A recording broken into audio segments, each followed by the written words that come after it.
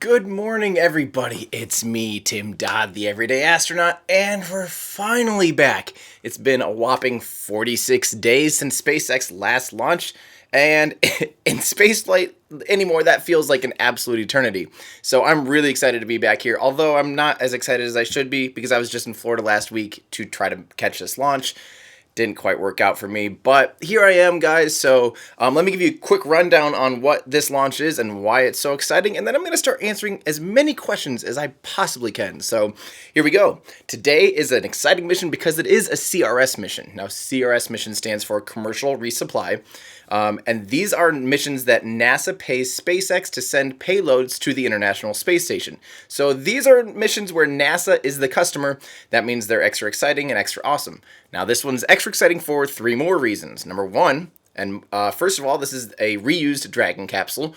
I think this is the second time SpaceX has actually recovered and reused. Well, they recover all the Dragon Capsules, but the first time they are, or the second time they're reusing one. This is the first time they're launching from Space Launch Complex SLC-40 since the Amos 6 explosion September 1st of last year. That leveled that launch pad and rendered it 100%. Just basically a pile of rubble, and they refurbished it. And this is the first time they're launching from there since September 1st of last year. And most exciting for me, this is the first time NASA is trusting SpaceX to reuse a booster. This is huge, guys. This is incredibly exciting.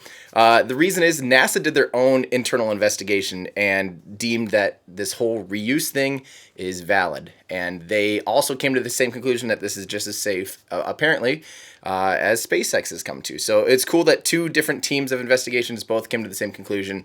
This is very exciting. So we are going to see, this is the first time SpaceX has reused a booster that doesn't look like it's, that clearly looks like it has been reused. They didn't even really bother to wash it down. They put a couple racing stripes in the soots. They lovingly named this booster Sooty. I love that. I think this is freaking awesome. This is going to be a really exciting one to watch. So it's an easy one, too, because there's only 2,182 kilograms on this Dragon Capsule. That's a light Dragon Capsule. That's, like, very, very light. It might even be one of the lightest. I'm not entirely sure about that, but there's plenty of margins for them to turn around, and they will be landing that core again back at LZ1, which is landing zone 1. So, all right, guys, there's my rundown for the morning. Hopefully that answered a few questions. I would love to know, hello, everyone from all over the place. We got Poland, we got Germany, Hong Kong. Man, we just have people from all over the place. So, are they launching it empty? No, this is a full payload. I mean, the unpressurized. Check this out, guys. I can actually do this now. Thanks to Ollie Braun for the incredible. I mean, these things are insanely amazing, and they're also insanely fragile. So I'm terrified to do this. But here we go. We're gonna explain some stuff here for you guys. So. This upper portion is the Dragon Capsule. This portion down here is the Dragon Trunk, and this is unpressurized.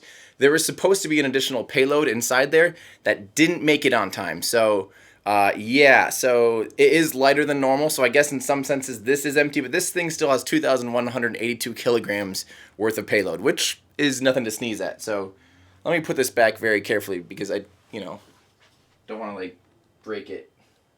Ah. Yeah, baby. Maybe. In this episode, watch Tim try to balance a rocket. All right, so there we go. Argentina, and we got Poland. Let me know what other questions you guys have. These models were donated to me from my friend Ollie Braun of Buzzed Media in Germany. The dude is a mad genius, and he makes these incredible models. He can't sell them, but you can reach out to him. You can find him on Twitter at Ollie Braun. You can reach out to him if you do want to get a model or something like that. He can send you pieces of it, but he can't sell it to you as is. So check those out. Sweden, hi there. This is not an experimental launch. This is actually the 13th launch. The primary mission is to send the Dragon Capsule, that top portion of what's on top of the Falcon 9, that goes to the International Space Station. And the primary reason they are sending that up there is to send, like, food and experiments and things up to the International Space Station. So, yeah. So it's pretty cool. That's there's people living up in space, and this is how they get this is their UPS basically. So this is the 13th time SpaceX has done this for NASA. They've only had one failure, which was CRS-7. So somebody asked me, let's see, is the cause of Amos-6 accident exactly the same that caused CRS-7? No, they are slightly different. So let me explain. SpaceX has really only experienced 2 full failures. One was in flight for CRS-7, which was 2015, and what happened then? There's struts that hold inside the each of those stages. There's a bunch of helium tanks, and those helium tanks release pressure, and they keep the whole tanks filled, basically. So as oxygen and RP1 drains out of the tanks, they fill it, they back pressure it with helium. Helium is inert, so it's not explosive, and it can expand a lot, so it takes up a lot of volume. So what they do is they basically pressurize the tanks, continually keep it in the same pressure, filling it with helium. Now those helium tanks are held in with struts inside the core. Now buoyancy, the struts actually want to go, or those helium bottles actually want to go up because of they're less buoyant than anything else in the vehicle. And the struts actually broke. I think it's up. Someone confirmed that for me. A strut broke. It made it so that a helium tank let go inside that tank, which means it released all of its pressure prematurely and it overpressurized that second stage. The second stage ended up absolutely going kaboomy. It's similar to what happened with Amos-6, but it's a different root cause. So with Amos-6, while it was sitting on the launch pad, they had a different load-in procedure. And what happened is the liquid oxygen comes in at a really cold temp, but liquid helium comes in even colder. And they had the liquid helium in those helium tanks, and liquid oxygen actually got in between the carbon fiber weaves of these COPVs, composite overwrap pressure vessels. And they touched the really cold helium tank, turned into solid. So the liquid oxygen is so close to becoming a solid that it actually got too cold. And when it became a solid, it expands, buckled the carbon fiber, and then again ruptured one of those COPVs, and the whole thing went kaboomy. So yes, we are not hopefully going to be experiencing that. They have really locked down these COPVs. It sounds like they have better struts, and they have a better system than ever before. So yeah, there we go. So in my Discord channel, Paul is warning me of a snake in the corner. Maybe it's a cat, maybe it's a spider, or maybe he's talking to Australia, because Australia has snakes and spiders everywhere. So people also asked me, why has the date moved so much? Good question, Cap Dav. And yeah, I actually saw that a few times. So great question. So the main reason is teething pains, basically, right? They are trying to get this old launch pad back online. It has a lot of new systems, a lot. This has that new the new strong back, which will fall quickly, just like at Launch Complex 39A. So the old ones, remember, they just retracted to 77.5 degrees like this, geek, and then they stayed there for starting at T-minus 3 minutes. And what happened is the blast of the rocket would ruin the transporter vector, the thing that holds onto the rocket every launch. The new design falls away really quickly, so it gets a lot of the umbilicals and a lot of those things that are fragile, it gets them away from the blast. So there you go. So this launch pad has that. It has new cooling in the trench, so it can handle longer static fires. It has a whole bunch of new things, right? It just, teething pains. You never know. There's just problems arising when the first time you try to do this stuff. They probably had to make sure the strong back swings back properly. They had to do all these tests, and I think it's just teething pains. So that's why it kept getting pushed back, is my guess, honestly. We really don't have too much. So could I put timer until real launch on a screen next time? I can do that right now, actually. Check this out. We will do this. It will look like 2 ants for you, but 24 minutes and 31 seconds until, I guess that's technically until around T-minus 0, but SpaceX's live stream will happen here really soon. Let me know what you guys think. I'm trying to make a really simple live stream now. I used to have what I thought was a really good looking graphic, but I heard people saying that it was kind of too busy and the screens were too small. So today's live stream is going to look like this, which I think is a lot cleaner and simpler. So let me know what you guys prefer. Yeah.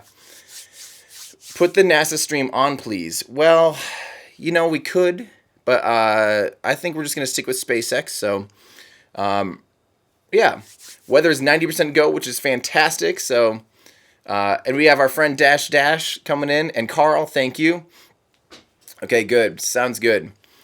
I'm glad you guys all approve. Is this a show for ants? So yeah, I'm so excited to be back. I feel like it's been seriously way too long. I'm excited to see all you guys in here. So please let me know what other questions you guys have. I'm going to make sure and do a better job of reading your questions. We're not going to be doing any Kerbal midstream. Didn't have good feedback from that. I listened to you guys, don't worry. We're just going to make sure that I'm here to be able to provide answers for you guys. So, okay, let's see. Speaking of, wow, they are flying in now. Okay, I can't even keep up. SpaceX mug is normal size. Tim is actually tiny. Yeah, this is a totally normal mug, and I am actually 4'2". Someone asked why the Kung Fu Fat Bear in our Discord channel asks, why did Falcon go vertical so late? I don't know if we know exactly what time it went vertical. We just had the last report I know was my friend Craig VG, or Craig, I don't even want to try to pronounce his last name. He announced this morning when they arrived back to the site, to the press site, that they saw it vertical then this morning. I don't think it means they watched it go vertical. I'm guessing it went vertical last night, sometime fairly late. So, hey, thank you, Type 40. Good evening. Did I see Star Wars Last Jedi? I have not yet. I will. And SpaceX livestream is starting. So there we go. I'm going to kind of turn down the music because sometimes it gets a little unruly. But yay! This is good news. This is good news because they wouldn't even start this if there was some kind of issue. So, what was wrong with the fairings? So Cap Dav in the live stream asks, what was wrong with the fairing? He's referring to the fairing for Zuma. Zuma was a secret mission that we still really don't know that much about. It was supposed to go off like a while ago. Oh no, don't tell me it's going to be one of those days where their stream buffers a whole bunch. Let me know if you guys are experiencing this. This happened last time, and it wasn't on my end because everyone else was experiencing it. So, yeah, we've got a pretty good pipe here. We've got gigabit internet here in Iowa. Eat that, New York. I don't know. So I am doing the hosted live stream, I believe. They just do one live stream these days. They don't do a hosted and technical. It's kind of one combined. It's kind of a mix in between. So. Let's see. Stream is okay. I'm not having problems. Okay. Turn down the quality. Well, this will go full screen in a minute here, guys. Do I think SpaceX will refly any of the current boosters a third time? Caleb, great question. So, to answer that, they're currently flying, Block 3 / kind of Block 4, guys. Block 4 isn't an official block iteration. It's kind of this like hybrid where they're testing out things for Block 5 on Block 3 boosters. And for those of you who don't know, basically we're talking about version 1.0, version 1.1, version 1.2. Those are Block 1, 2, 3. Block 4 is just kind of this awkward stepchild. So, we're seeing kind of Block 4 boosters-ish. None of those pre-Block 5 I don't think will fly a third time. There's just too much refurbishment costs. But they're learning what they need to do to make it so the refurbishment is as minimum as possible for Block 5. That allows them to use Block 5 over and over and over again. So there we go. Hopefully that helps answer those questions. If they show the Earth from space, you won't see a curve because it's flat. Yep. Good luck with that one. Block 4, more like Block 4. This is a SpaceX launch, correct. Hence the SpaceX logo right here. This is a SpaceX / NASA launch. So this is SpaceX launching a commercial resupply mission to the International Space Station for NASA. NASA paid for this launch. NASA's paid for 13 plus launches. Yeah, that's what these are. These are really fun ones. So, yeah, Falcon Heavy, guys. Oh, we're so close. I'm working right now. We've been doing a script that is explaining, again, big shout out to my Patreon supporters who are in the Discord channel. They've been helping me a lot with this script of Falcon Heavy. Gamer Xbot, what are you doing there, friend? Thank you so much. Jeez, I hope the launch goes well too, and thank you so much for your generosity. That really genuinely means an insane amount. Thank you. Everyone say hello to Gamer Xbot. That is amazing. So, thank you. I'm distracted now because that's very generous. So back to Falcon Heavy. We're working on scripting right now, which is always a lot of fun. This is going to be a pretty long video, probably another 12 to 15 minute long video, explaining why it's taken more than 5 years to get Falcon Heavy online. The title's going to be, I hope not misleading. Let me know what you think. But the title is going to be why Falcon Heavy got delayed 5 years, because technically it has been delayed 5 years now. So I hope that's not misleading in the title, but it's true, and we're going to explain exactly why. But we have the hardware in the hangar. Yeah, it's going to be incredible. Someone, Gondola in my Discord channel is asking if I'm traveling back down to Florida for Falcon Heavy launch. And I will be. There's literally only like 2 things on my entire calendar next year, period. And yeah, I'm going to go to Falcon Heavy no matter what. And Urban Mongrel, hey, do I think they will have another toasty landing at the first stage? Do we know why it was so much more on fire after engine ignition on the last mission? This one will not be a toasty mission at all, Urban. This one is easy. These are when they're doing low Earth orbit missions. I am gonna dumb down the quality just in case. We don't want this. That's funny. It's only saying it's 720.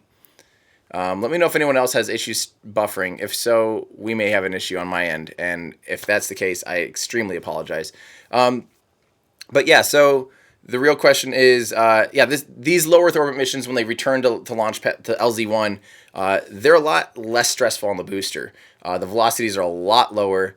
Does everybody else have streaming issues right now with SpaceX? Let me know. So this launch is right as you need to go to school, but there's Wi-Fi at school. Time to run. Good luck with that. Dang it. Had a slight buffer. The technical webcast is not buffering on it. Okay, I might have to try a different webcast here. Because we don't got time for this cabbage. Just a good old refresh. Start it back up. No buffer issue. CRS-13 hosted webcast. All right, there we go. Net neutrality. Oh, don't even get me started. SpaceX stream is fine for all you guys. It's probably because I got a Mac. Everyone make fun of me. There you go. Where can you buy these models? Unfortunately, you can't really buy them. They were donated to me by my friend Ollie Braun. Again, big shout out to him. Find him on Twitter, Ollie_Braun, Braun. He does incredible work. There we go. And I have everyone now just murdering me for having a Mac. Windows 10 is now worse than Mac. Okay, so any other questions you guys have about Falcon Heavy, about this particular mission? What happened to reusing the fairings? Great question, Luca Meyer. So, we need to talk about this. So they've been working on recovering the fairings, and we won't see that at all in this mission. CRS missions do not have fairings. The Dragon Capsules expose the entire ride up into space, but most payloads are not designed for the aerodynamic effects of like max Q and going through the atmosphere. So they're encapsulated inside a payload fairing. These payload fairings cost about $6 million, according to Elon, or was it 3? I think it's 6 though. And they break apart at about 2 minutes and 50 seconds, or around 3 minutes or so. They break off and then they fall back to Earth. And these are giant pieces of carbon fiber, like 3 times bigger than a school bus, right? These are massive. Imagine it, you could basically encapsulate like most houses in this, and I'm dead serious. They're insanely big, a giant piece of carbon fiber, extremely expensive. And imagine those just falling back to Earth and just getting trashed. So SpaceX put some control thrusters inside each one of them. They also put some parachutes inside each one of them, and they're working on paragliding these foils, basically, or these giant fairings onto like a landing pad. So I'm excited. Hopefully they get it figured out, because that's a big chunk of money. If they can reuse fairings and they can reuse the first stage of the booster, they're reusing like 75-80% of the rocket. Live stream's up. Okay, I'm going to switch here real quick to this. Yeah. Who else is getting stoked? The landing bot has confirmed. Yes, they have used the Octo Grabber, that little Roomba as it was called for a minute. Hey, how soon use booster market like cars? I wish. I wish we'd all save up, we could all buy one together and then party inside and or around it, and we'd all hang out there. But I don't think that's going to be the case for a bit. Thank you, though. Thank you so much. Eastern Standard Time, Friday, December 15th, and you're looking at a live shot of Space Launch Complex 40, where the SpaceX Falcon 9 rocket is about to launch a Dragon mission to the International Space Station. Hello and welcome. My name is Kate Tice, and I'm a certification engineer, and I'm We haven't sitting seen her here forever. in our SpaceX headquarters in Hawthorne, California. Today is SpaceX's 13th cargo resupply mission to the International Space Station, or as you may hear us call it, the ISS. We're all excited for this particular mission because it's the first time that we're flying both a flight-proven first stage and a flight-proven Dragon. In other words, both of these vehicles have already gone to space before. This first stage flew 6 months ago on CRS-13, and the Dragon spacecraft flew on CRS-6 in April of 2015. Pretty cool stuff, and we'll talk more about this in just a moment. Also special about today, it's our return to Space Launch Complex 40. We've made lots of cool upgrades to the pad within the last year. This now gives us 3 operational launch sites. This one, 39A, both of which are in Florida, and our California launch site at Vandenberg Air Force Base. Let's get started. Hi, I'm Michael Hammersley, a materials engineer for our electronics group, and I'll be bringing you status updates over the course of this mission. As Kate mentioned today, for the first time we're flying 2 flight-proven vehicles. The Falcon 9 first stage, which previously flew in June of this year on CRS-11, and the Dragon spacecraft, which previously flew in April 2015 on CRS-8. Both Falcon 9 and Dragon were designed with reflight in mind, so the vehicle hardware is built to support multiple missions with minimal refurbishment in between. And for this mission, we've refurbished the thermal protection system on Dragon's exterior, so that's why it looks brand new. But you'll notice that the Falcon 9 first stage hasn't been scrubbed down, and you can still see the soot from re-entry. The plan going forward is to not wash or repaint any of the first stage, although from time to time we may still scrub down or repaint parts or all of it if deemed beneficial. We did that in this mission on the inner stage and the legs, but for the most part, going forward, the soot from re-entry will remain. Key takeaway for Falcon and Dragon at the moment is that we are tracking no issues and we are on track for an on-time launch just 13 minutes from now. A vehicle was raised by the transport erector late last night, about 12 hours ago, and the no-go poll was conducted by launch control just over an hour ago. Propellant loading began shortly thereafter. Currently the first stage and the second stage are both full of RP1, the kerosene propellant, although we're going to top up the first stage at about T-minus 7 minutes just to make sure it's totally full. Helium loading began at T-minus 15 minutes, and that's what keeps...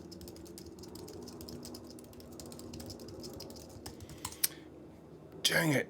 I'm at full volume here with this, guys. Pressurized when we're emptying it of propellant, and Dragons are all I'm gonna get healthy. caught up here. Next big step for Dragon is coming up at T-minus 8 minutes when it's going to move to internal power to support its mission over the 2 to 3 days that it's going to take to dock with the ISS.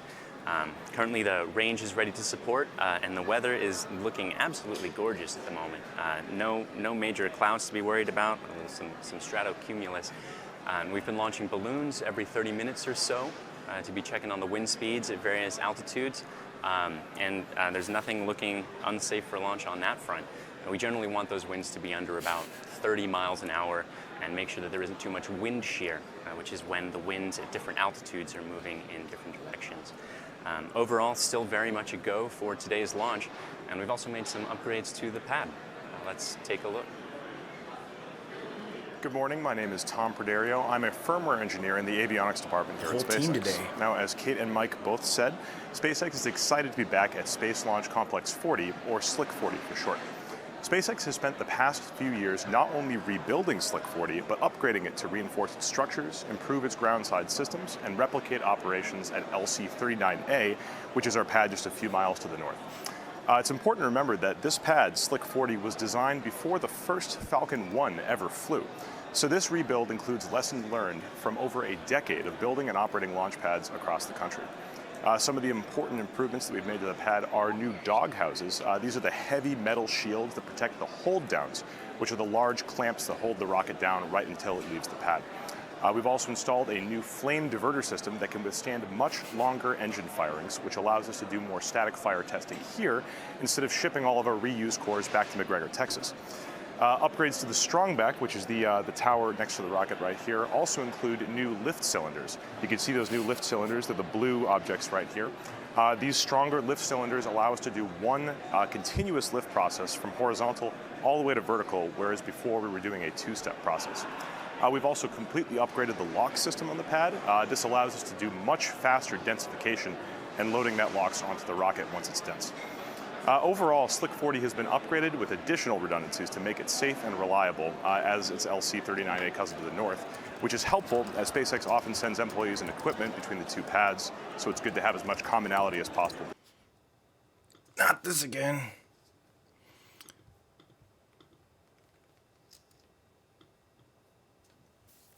Sorry, guys. I might have to try some new stuff if this is going to keep happening. 3 operational launch pads. More launch pads means more launches, which is the key to full and rapid reusability. 11 years ago, Dragon was just a design on a piece of paper. Today, it's the only vehicle flying that can deliver significant cargo both to and from the International Space Station, and it's been an exciting ride to get us to where we are. In 2010, SpaceX became the first private company to send a spacecraft to orbit and return it to Earth. 2 years later, in 2012, Dragon became the first privately developed spacecraft to visit the ISS. Since then, SpaceX has made a total of 12 trips to the ISS, and we're under contract with NASA for a total of 20 cargo resupply missions. We're currently flying cargo missions, but ultimately we will fly astronauts on crew missions, with our first crew demo mission slated for next year. Guys, I'm going to punch my own self in my own face if this keeps happening. Whether we're flying April of this year. Today's spacecraft was flown for the first time on CRS-6 in April of 2015. That happens to be a mission that I remember quite well, as it was my first rocket launch as a SpaceX employee. Dragon has come a long way from just a design on a piece of paper, and we chatted with Dragon Mission Management Director Jessica Jensen to find out more about that journey as well as today's mission. Hi, my name is Jessica Jensen. I'm the Director of Dragon Mission Management here at SpaceX. My group is the main interface with NASA for the Cargo Resupply Services contract. And what that means is responsible for 2 main areas. 1 is integrating the cargo on the vehicle, and 2 is meeting all of NASA's safety requirements. In our partnership with NASA, we have a contract for cargo resupply services to the space station. The first contract was set up for 12 missions, and we recently completed the 12th mission in September of this year.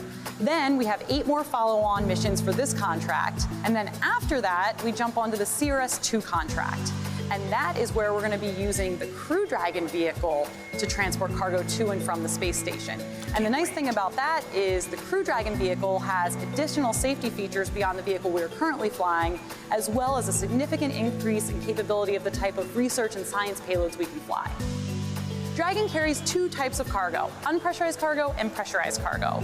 In the pressurized section of Dragon, we carry about 3,600 pounds of cargo. These are all items that are going to stay inside the ISS, primarily for the astronauts that are there. So these are things such as food and coffee, but all kinds of science experiments as well. For the unpressurized cargo, this is International Space Station hardware or payloads that are destined for use on the outside of the space station. Almost just as important as carrying cargo to the space station is safely bringing cargo back home. So the first thing we do when a Dragon gets home is unload all of the cargo and turn that over to NASA. After that, Dragon is shipped to the SpaceX facility in McGregor, Texas. In order to refly a Dragon capsule or a Falcon 9 first stage, several analyses, inspections, and tests have to be completed. And so it's one of the areas we do a significant amount of inspection and testing, and we also do it in coordination with NASA. NASA has been an amazing partner to SpaceX. We couldn't have done any of this without them. We look forward to carrying literally tons more cargo to the space station to keep the astronauts very busy. As you just heard from Jessica, Dragon is packed full of supplies and science payloads for today's mission. Now, there are 2 main big external payloads in the trunk of the spacecraft. That's the lower section of the spacecraft right there. One of them is called the Total and Spectral Solar Irradiance Sensor, which measures the sun's solar energy flow to the Earth and how our atmosphere responds to it. And then also the Space Debris Sensor, which is a sensor that detects and measures the effects of tiny space junk particles that the ISS collides with during its trip around the Earth. Now, inside Dragon are dozens of other experiments, including technology demonstrators for cell science and fluid experiments, microgravity materials fabrication experiments, which attempt to manufacture polymers, crystals, and even fiber optics in space, and biology experiments, including plants, rodents, and even the behavior of astronauts themselves. There's even an experiment to grow barley in space, which would be the first step to an on-orbit brewery. Dragon serves a critical role not only in bringing these experiments up to the ISS, but also back down to the Earth for analysis once its mission is complete in just a few weeks from now. We are at T-minus 5 minutes, and that means Falcon 9 is stepping into the final phases of terminal count. The liquid oxygen load on both stages just completed, and Falcon 9 is now performing its final checkouts to make sure that all of its primary systems will work in flight. Those checkouts include the communication systems and the avionics systems, all of which are looking totally nominal, just the way we like it. The engine chill began a few minutes ago at T-minus 7 minutes. That gets the engines cold enough to safely move propellant without causing it to accidentally boil. The next checkouts are the thrust vector control checkouts at T-minus 3 minutes, where we wiggle the engines to make sure they'll be able to properly steer Falcon 9 during ascent. Falcon 9 is going to enter startup mode at T-minus 1 minute, at which point it is in full control of the remainder of the countdown. Dragon, of course, also performing its own final checkouts to make sure all of its primary systems are going to be working in flight. Again, it's going to take a couple days to get to the space station. And just before liftoff, watch to see the strongback retract to give Falcon 9 a bit more clearance during launch. Currently, the range is a go. Everything weather-wise is still looking golden.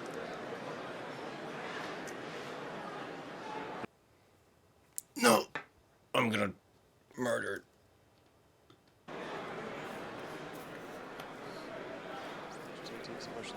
So I'm gonna answer some questions real quick now that we have just a little quick second. First off, no, this rocket will not blow up. If it does, it's a very, very, very serious thing. Yes, and the strongback will only retract about 3 degrees now, and then it does the full swing back maneuver, just like at 39A. I had a few other good questions. Is the fuel used on a Falcon 9 any different than used on a Saturn V? No, really. Saturn V also used RP1. The difference is SpaceX super chills it literally to the point where it's about to become a solid, just before that threshold, which means it's denser, and it means it's more efficient. If you guys have any questions, make sure and watch. I have Beginner's Guide to SpaceX Part 1 and 2 on my channel. I promise if you watch those, you'll have a really good understanding of most of the things. I put a lot of research into those. I'm going to absolutely just have to punch myself in the face. This is inexcusable. I thought this was the 21st century, and I thought I have gigabit internet. It's weird that our stream goes fine, but not that. I don't get it. Sorry, I'll figure something out better next time.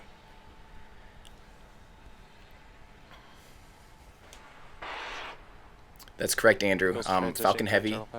The two side boosters will land back at land at LZ1, and the center core will be very far downrange and land on, of course, I Still Love You. So, Falcon Heavy will launch sometime here in January. They actually opened up for press credentials, so that's good.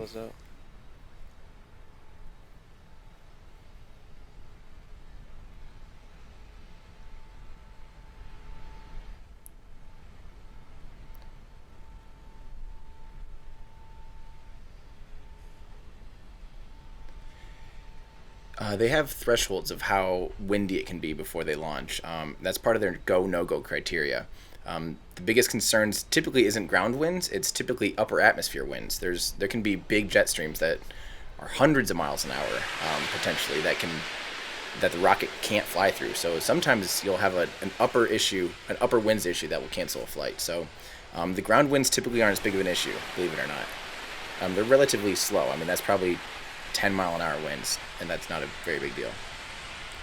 Yes, the reason my stream is behind the official one is because we're watching mine and then has to get restreamed again. So there's a little bit longer, but you're seeing the same content. Yeah. F9 is in startup. LD is go for launch. Stage 2 pressing for flight. You're hearing the valves opening and closing, basically, and venting. That's what that sound is, somebody asked. There is no fairing on this, Gene. It's just the Dragon Capsule. The Dragon Capsule is exposed the whole time. These CRS missions have no fairing. T-minus 30 seconds and count. This launch was delayed because they are getting their old launch pad back online, so they had a lot of teething pains kind of getting it ready to go. So, here we are. They're already doing the water deluge. See all the water at the base of the rocket? 10, 9, 8, 7, 6, 5, 4, 3, 2, 1. Ignition. Yes. Yes. Oh, yeah. Yes.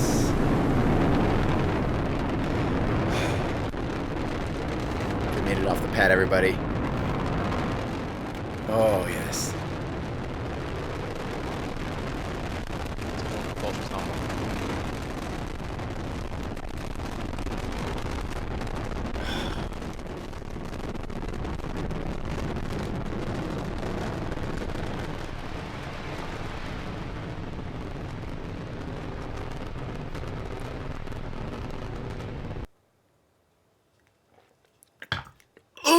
I'm gonna cry.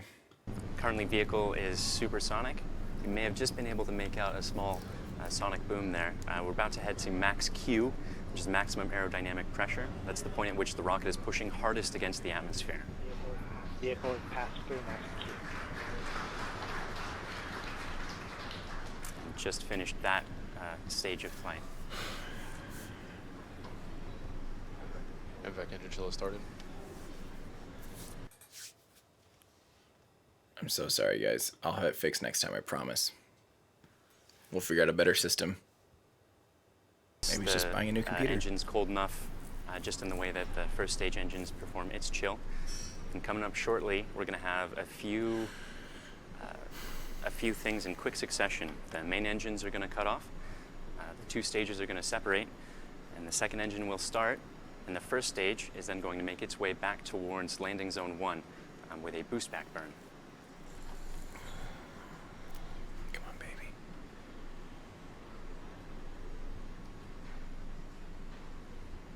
So cool. This has already done this once. I mean, that's just amazing.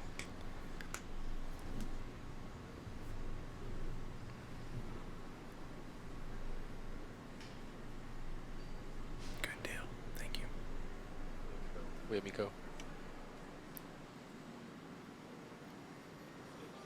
Stage separation. Wow, that flipped around quick this time. That looked like it extra quick.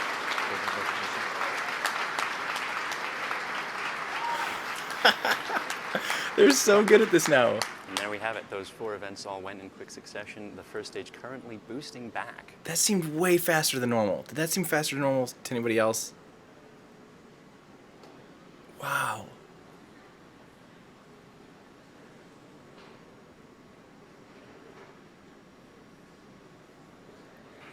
This is the view of the second stage, looking down the second stage. So that's the second stage's MVAC engine.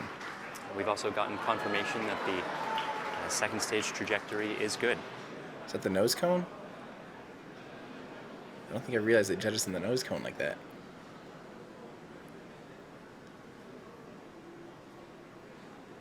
Who's that burn shut down?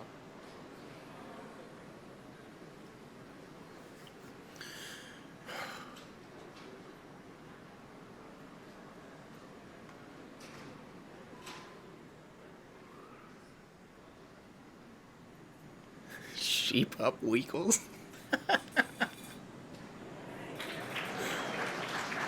Okay, so on the No. We just want to hear Kate's voice. Is that too much to 9, ask?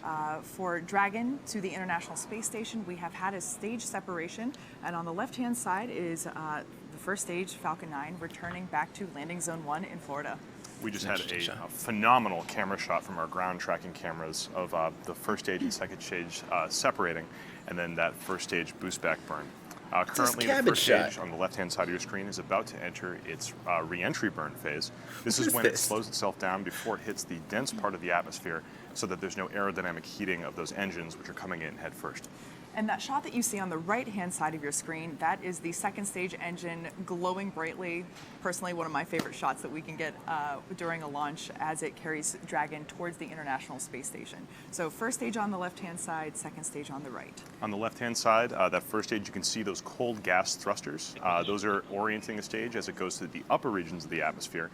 And then as the air gets thicker and thicker on its way down, we start using those grid fins, which you just saw deploy, to steer the stage back towards a safe landing at Cape Canaveral Air Force Station, landing zone 1. Yeah. So we have a total of 3 burns that the first stage will perform. You've already saw the boost back burn. We're getting ready for the re-entry burn, and that's to slow it down. And then finally the landing burn. And we're about 30 seconds Landing away bone. from that re-entry. I like You the can sound of actually that. see the edge of Cape Canaveral in the screen on the left-hand side there. So as we get closer and closer to the ground, we should be able to get continuous video all the way down towards touching down on that pad. Yeah. It's beautiful. Daytime launch. You can see its Can't get smoke any better trail. than that. They're gorgeous shots. Remember on the right-hand side, We'll take a second here to see that. That's the smoke trail.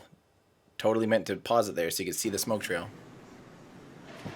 We're at T plus 5 minutes and 55 seconds, and the second stage is still moving along at full power towards the International Space Station.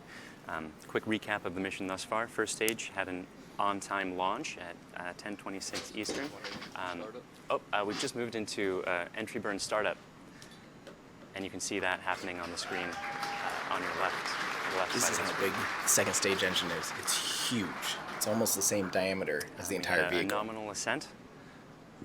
Second stage separated from the first stage, which is still moving towards landing zone 1.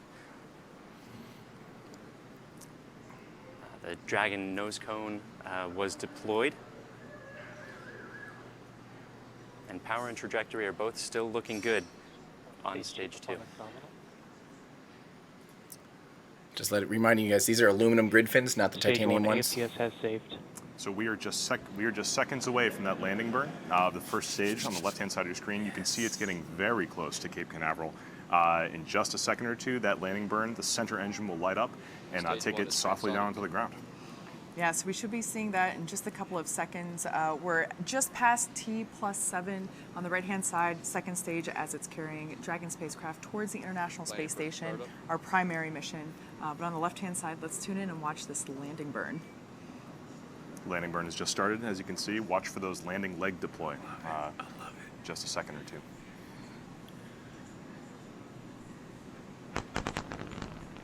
Sonic booms.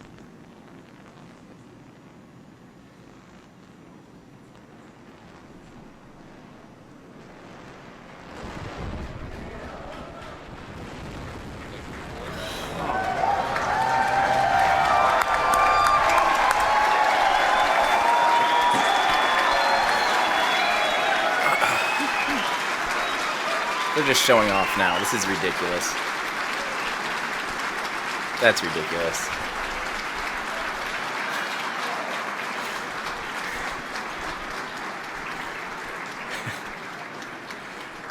It's insane. Oh, congrats, SpaceX. Every time. Wow, don't forget, they're still working on that second stage. That second stage still has to You get into just orbit. saw the first stage land on landing zone 1. That marks the second successful visit to and from space Oh, for it's this Samuel, yeah. particular Okay. booster.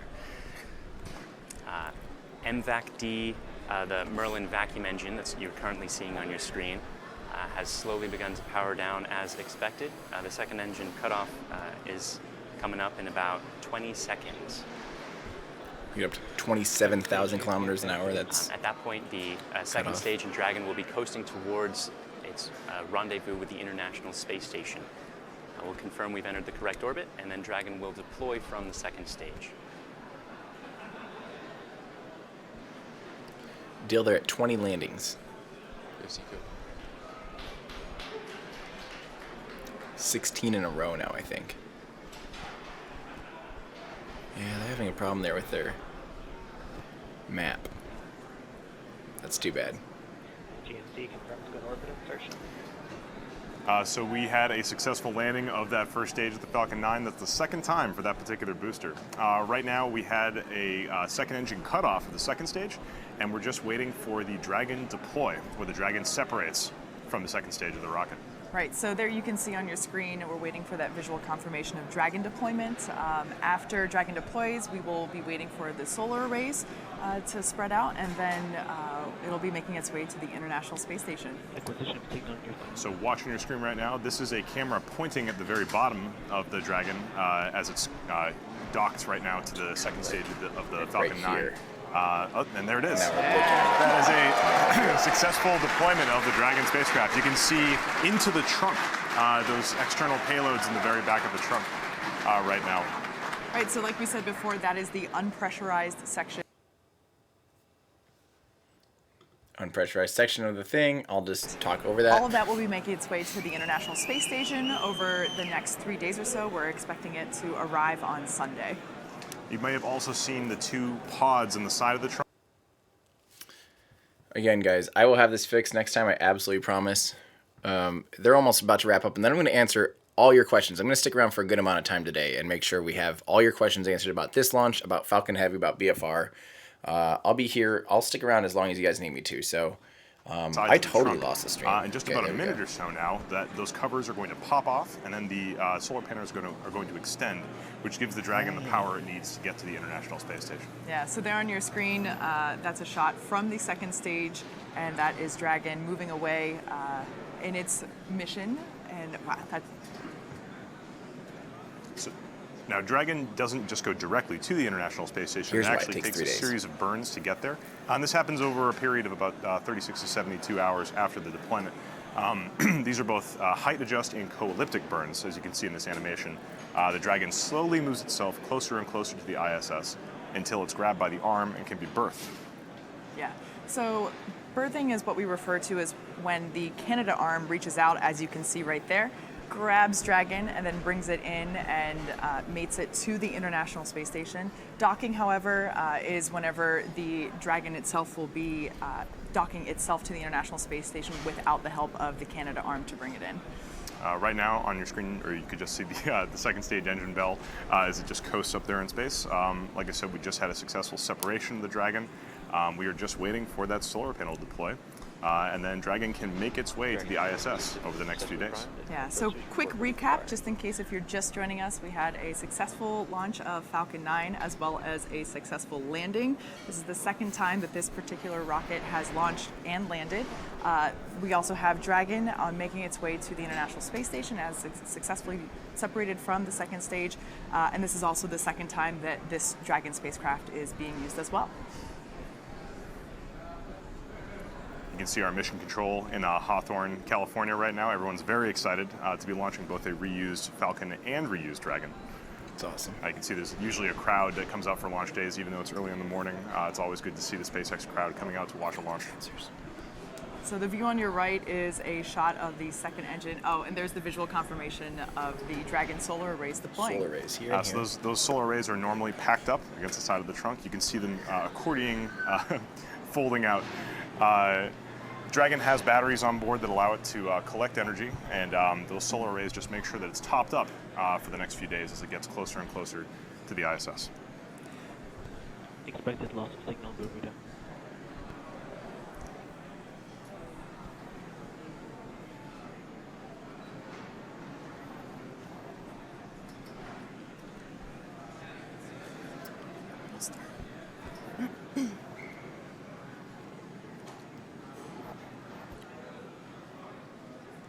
We'll talk all about what happens to the second stage So as you can see when there, the webcast visual ends, which will end confirmation in a second. of the Dragon solar arrays deploying. At this point in time, that's all we're going to follow for today's webcast. However, that's not the end of the mission. Dragon still has a couple days to go before it reaches the International Space Station. But as of right now, it's been a wonderful start to our Friday morning. We had a successful launch, a successful landing, and a successful deployment for Dragon towards the International Space Station. Though Dragon's mission is not yet complete, this is going to bring our webcast coverage to a close. Right now, we'd like to thank our customer, NASA, for helping us out in yet another commercial resupply services mission. We'd like to thank the Air Force for supporting, and the FAA, of course, and you, the viewer, for tuning in. Thank you. And if you'd like to come join us to work on missions like launching Dragon to the International Space Station, check us out at spacex.com/careers and look for future updates from us on our social media accounts. Okay, guys, I'm going to go ahead and pop back to full screen here. I'm going to answer your questions, and one of the number ones, I see a lot of people asking why, what happens at the second stage after it releases the Dragon capsule. So it deorbits. It actually does another burn maneuver or some kind of deorbit maneuver, which will purposefully destroy itself so it doesn't, end up crashing on my house or your house or something like that.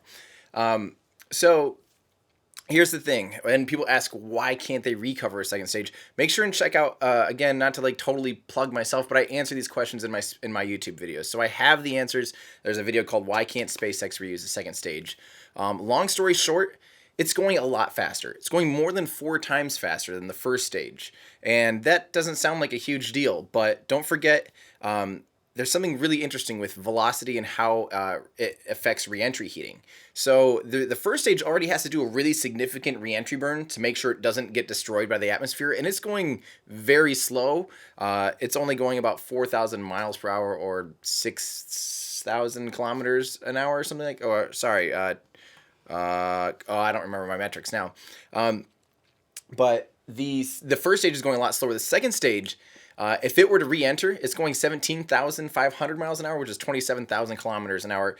If it hit the atmosphere at those speeds, the heating would actually be 64 times greater because it's velocity cubed. So you take your, so if it's going 4 times faster, it's cubed, not squared. So 4 times 4 times 4, 64 times as much heat is experienced. So that means it would have to slow down that much more, which means it has to burn that much more fuel in the upper stage. So it basically has to slow down as much as it's sped up before it hits the atmosphere, which just simply isn't going to happen on a vehicle like this, on a vehicle like the Falcon 9. And that's why BFR is different. That's why BFR, if you're unfamiliar, BFR is SpaceX's new rocket, the big Falcon rocket.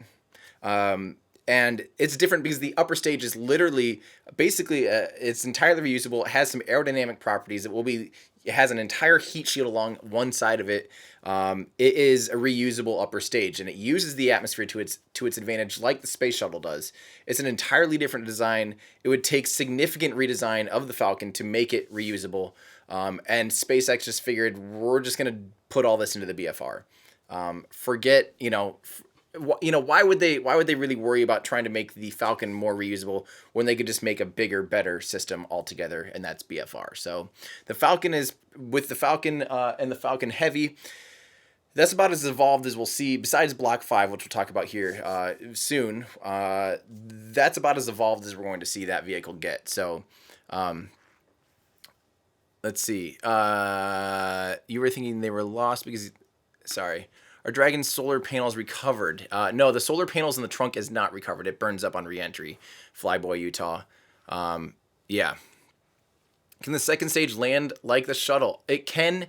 It can land on BFR, which is SpaceX's upcoming rocket. But it doesn't land. It doesn't glide. It doesn't actually have enough lift, and it doesn't have wheels.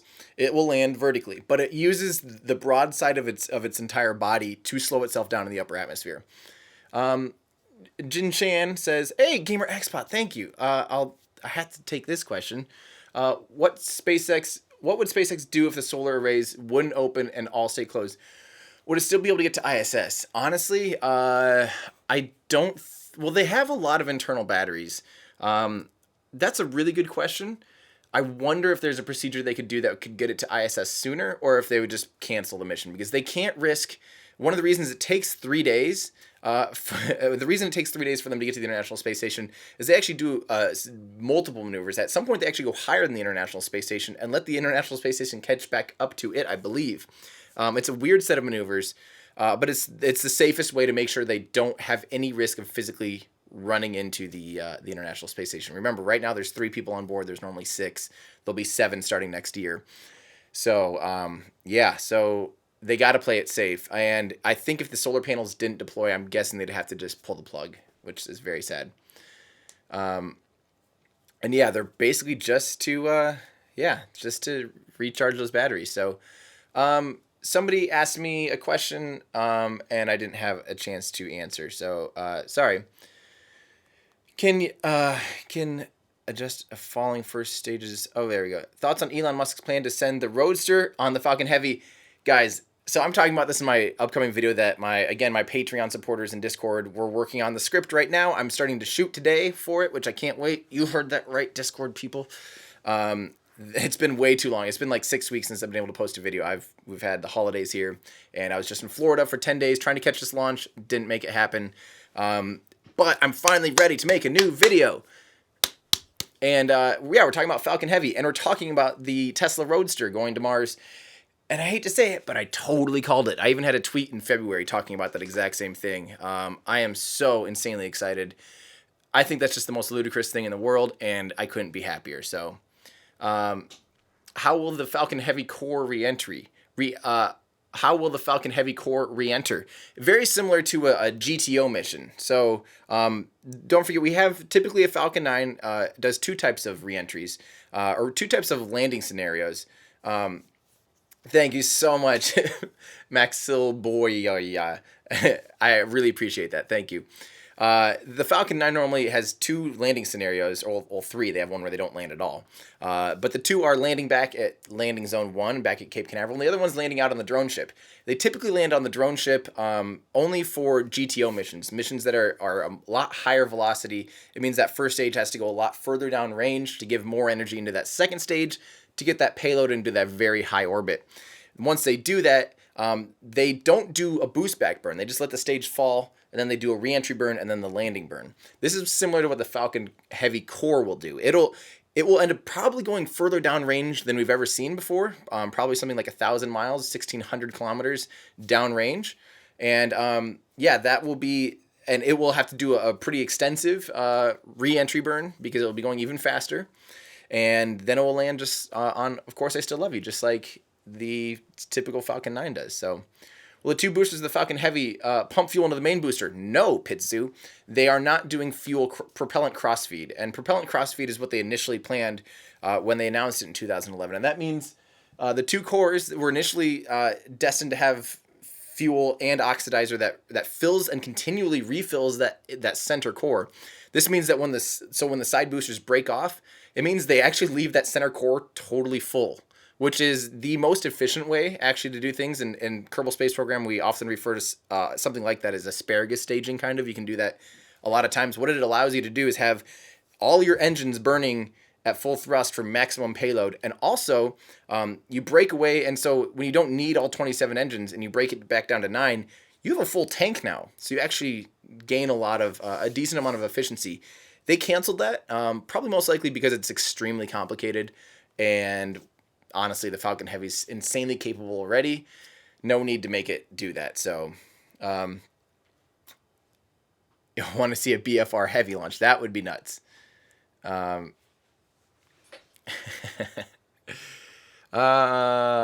SpaceX going to run out of room to store landed stages? That is a legitimate concern, Kyle. Yes, they actually had to rent another hangar down at Cape Canaveral. So, yeah, it's a concern. It's near Port Canaveral.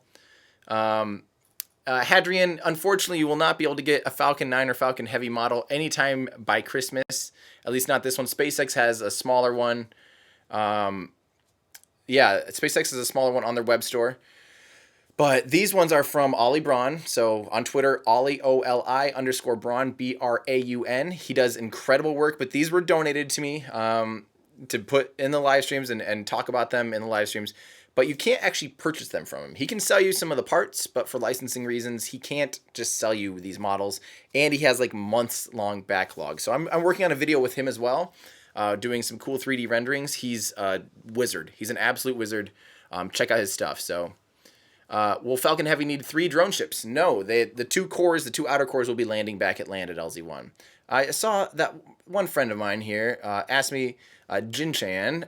So, hi Tim, can I talk about what if the private sector commercialized LEO operations, such as operating the ISS or event launching the space shuttle. That's basically what's happened, Jin Chan. The private sector is doing LEO operations now. Actually, as a matter of fact, there are no non-commercial LEO operations from the United States right now. NASA isn't producing their own rockets. So when we say private sector, we're talking about SpaceX, Boeing, ULA, well, technically ULA, and Orbital ATK, a division of Northrop Grumman. Those three companies are the only ones really doing deliveries to low Earth orbit these days. So it is private sector.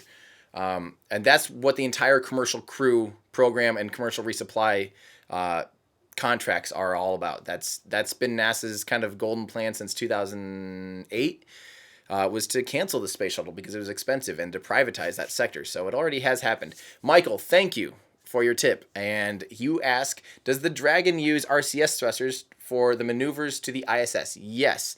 They're called Draco thrusters. You may be familiar with the Super Draco thrusters, which are, I don't know if I want to see those little black things up there, right there on the top of Dragon 2.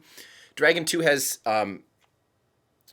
8 Super Dracos, and they're a very highly and more powerful version than the Super Draco, but they're kind of the same lineage. They're both hypergolic, so it means they use, they use the monopropellant. They basically use, they don't have an ignition source. The two props, once they touch each other, they ignite, and they're very fine and accurate. So are those Super Dracos, and so are the RCS pods on Dragon. So you can see those RCS pods there. Those are called Draco thrusters. Do I know Scott Manley? Of course. I'm a huge Scott Manley fan. 100%. He's a great guy. Fanboy syndrome is a disease. Please seek help. Thank you, Cass. Yeah. Good luck out there.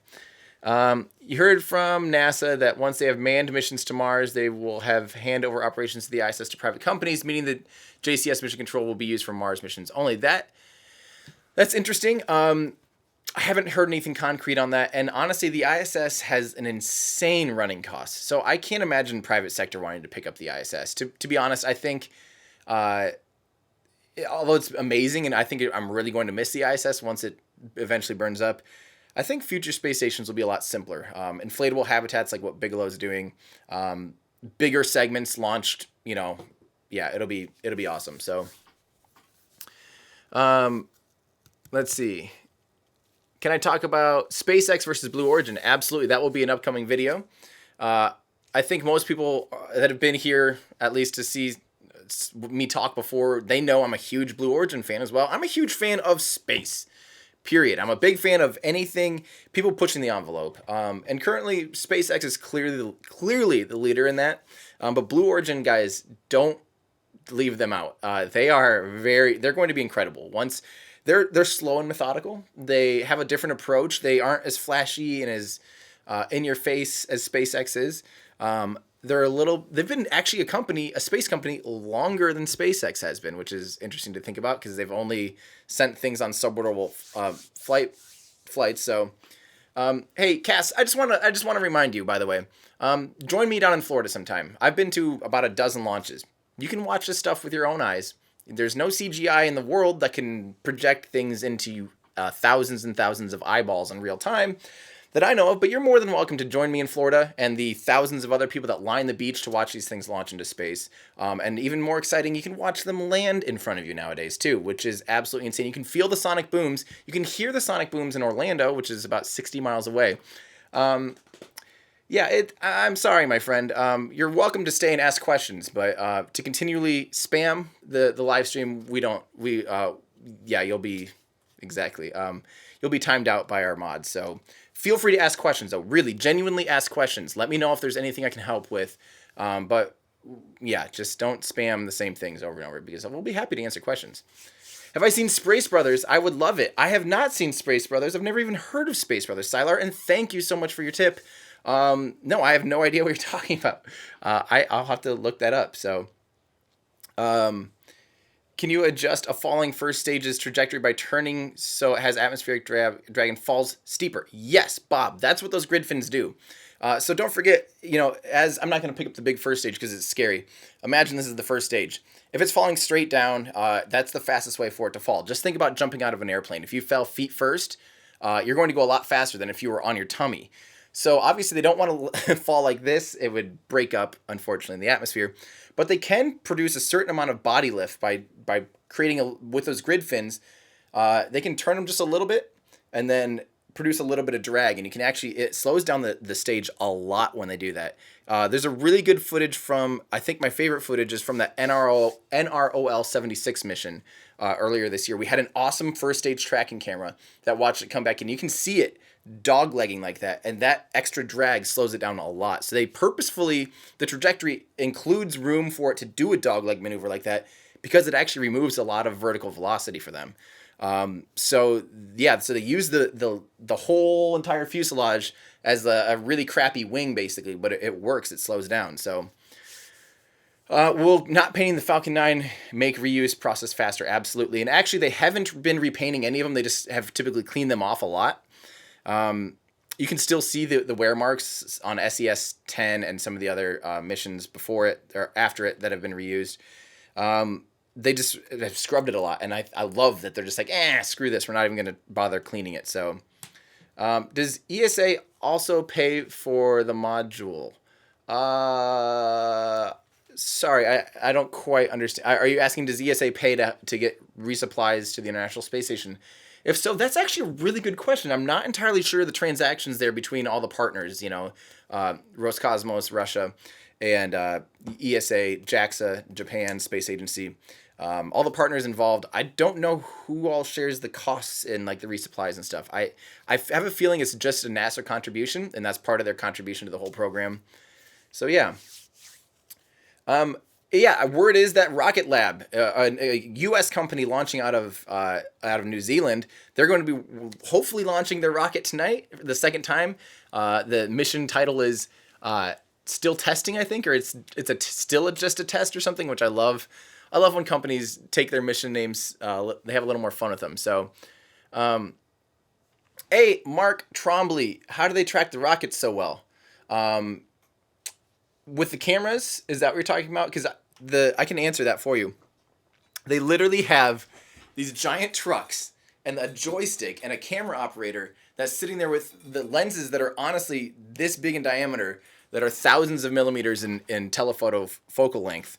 And they have a monitor, and they literally have to keep the vehicle in its crosshairs, and they can adjust how sensitive it is. And you can tell some operators use these tracking cameras a lot more than other operators. For instance, when you watch a launch out of Vandenberg, oftentimes the camera operator is trying to track it, and they're not, no offense to those camera operators, because I know it's probably a really hard job to do, but they aren't nearly as good as the seasoned people down at Kennedy Space Center, Cape Canaveral Air Force Station, that have a lot more practice with those tracking cameras. They're huge. I mean, these things are literally, they're on the bed of a truck. It's amazing. That's how they do it. So, they are not chasing anything with planes. They also track, obviously, using GPS and ground station satellites, or ground stations as well. You feel like the first stage is falling more horizontal? Hang on. If the first stage is falling more horizontal than vertical, can you arrange the first stage vertically so it has a more steep trajectory? Hypothetical. If the first stage is falling more horizontal than vertical, can you arrange the first stage vertically so it has a more steep trajectory? I don't quite get what you're asking, but yeah, the booster, it mostly honestly has to follow within a certain amount of its trajectory. If the pitch angle's too much, especially only in the atmosphere, up in space it doesn't matter because there's no friction, there's no air friction to keep it from being whatever orientation it wants. But as it falls along its ballistic trajectory, say it's going to fall like this. Here, I'll try to go across the camera in a swift line. If it comes and tries to change its angle like this, the air and the plasma and the aerodynamic forces will tear the stage apart. So it can only be a certain few degrees off of its trajectory. So hopefully that helps you figure out orientation. So, Kung Fu Fat Bear in our Discord says he thinks the Electron has been delayed a few more days. Could be wrong. Back to that Electron rocket by Rocket Labs. launching out of New Zealand. It's a small sat launcher, but it's a really cool rocket. It looks a lot like a baby Falcon 9 with 9 Rutherford rocket engines on the bottom. They're they're tiny. They're like this big, but it's still a cool rocket. I'm really excited to see it launch. So, let's see. What do Patreon supporters get? Can they ask you more questions private? John Wolf, absolutely. So, our Discord is open 24 hours a day. We're talking, we're having conversations in here. Unfortunately, Alley Cat in Discord does say that Rocket Lab got scrubbed. Dang it. Oh, that's okay. I was kind of busy tonight. I'll be working on this video. But yeah, Patreon supporters get access to a Discord channel, which is the primary way to really be able to have conversations continually with other Patreon members and me as well. You also get to help script these videos and research if you're into that kind of thing. I learn a ton researching these videos, guys. I can't tell you how much I've learned in the past year. I feel like I knew a decent amount, a beyond average amount about this stuff prior to this year. Now that I've been doing research topics about Falcon Heavy, about, can you land a second stage, all this stuff, it's crazy, and I love it, and it's great. And the people that help me out, I can't thank you guys enough, because they double check my work. They find answers. I'll be like, guys, quick, what's the thrust amount on something, and I'll have within minutes people answering, and it's so cool. And I love the community in Discord. Thank you guys. I love my Patreon supporters. You guys genuinely make this happen. So yeah. The Fake Canadian loves the fact that Rocket Labs uses electric motors for their fuel pumps, for the turbo pumps. I love that too. I actually wanted to, years ago, I wanted to take, so for instance, if you have a direct injection on your car, so a lot of cars nowadays have a direct gasoline injection. It's similar to diesel, where the fuel injector is inside the cylinder, the head of the engine, and it injects gasoline kind of at the last second, and it helps atomize. That fuel pump is extremely strong, and it's at hundreds of PSI, maybe thousands of PSI. I don't remember nowadays.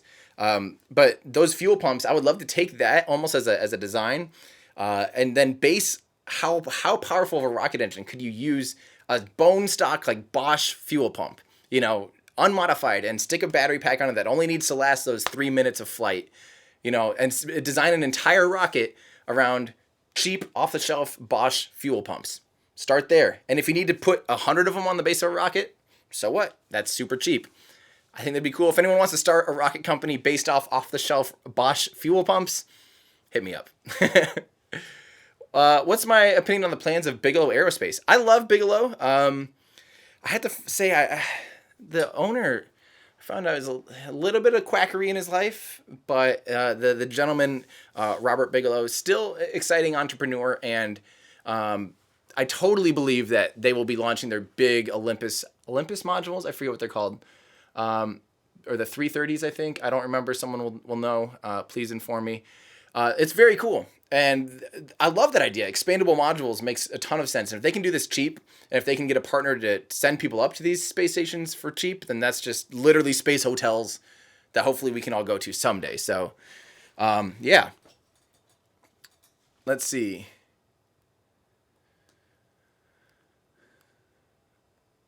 Yeah. What astronauts use for writing they use paper and pencils typically.Ess. Do I like SpaceX memes? Of course. Yeah. Yeah. There we go. Just banter. Just banter. That's exactly right. Robert Bigelow is a bit of a UFO nut. Which, yeah. Danny Croys, I would love for you to reference that. I listen to absolutely every word that Elon Musk says. He has never said the Earth is flat unless he was being entirely facetious and sarcastic. He's a pioneer in privatizing spaceflight, and the economics. When people say things like, "Oh, all these rocket launches are fake," go visit Hawthorne. Get a tour of SpaceX. I've been there twice. That's a multi-billion-dollar facility. There are people that get paid, literally, I have friends, these are normal people that have debated quitting because, they work 70 hours a day. They get paid 6 figures to sit at a computer doing engineering work all day. So do you think all those 15,000 people that work at SpaceX are fake too? And somehow SpaceX can pay them hundreds of thousands of dollars a year to sit at a desk, to fake it, and build all this hardware, 500 plus Merlin engines now, 40 some stages. Do you think they can do all that and not just burn a giant hole in the economic pocket of whoever's funding it? Because I don't think so. There has to be an economical benefit, and that benefit is by sending stuff into space for paying customers. So no matter how you think of it, I'm sorry, that's how that works. So that's right. Elon did ask if there's a flat Mars society. Yeah, no joke. John Ellis is exactly right. It would cost far more. Victor, I'm going to ask you to please stop spamming. Otherwise, you're going to be put into a timeout. What about SpaceX's internet? Does that have a schedule? Hopefully, this next year, we're going to start seeing their Skynet, I think it's called, Sky something constellation, which would be crazy. So, I'm extremely excited. So, what are my thoughts on Blue Origin's Mannequin Skywalker? Love it. I love it. I think that was awesome. I was just really excited to see that footage was really, really cool. For those of you that don't know, 2 or 3 days ago now, Blue Origin launched their New Shepard suborbital space tourism vehicle. It's about this big, honestly, actually. This is actually, could be a model of that, essentially. Yeah, that's the second stage, and Dragon Capsule is about similar size to what Blue Origin is launching. And it's only capable of going up 62 miles, 100 kilometers in altitude, and then falling back down. But it's cool because they do reuse their booster. The booster lands using propulsive landing very accurately. Very cool. Very, very cool. And they finally launched a real version of their capsule with real windows. They had these beautiful views of space looking out the windows. It was awesome. So there we go. What's a bit longer? Was it 2019?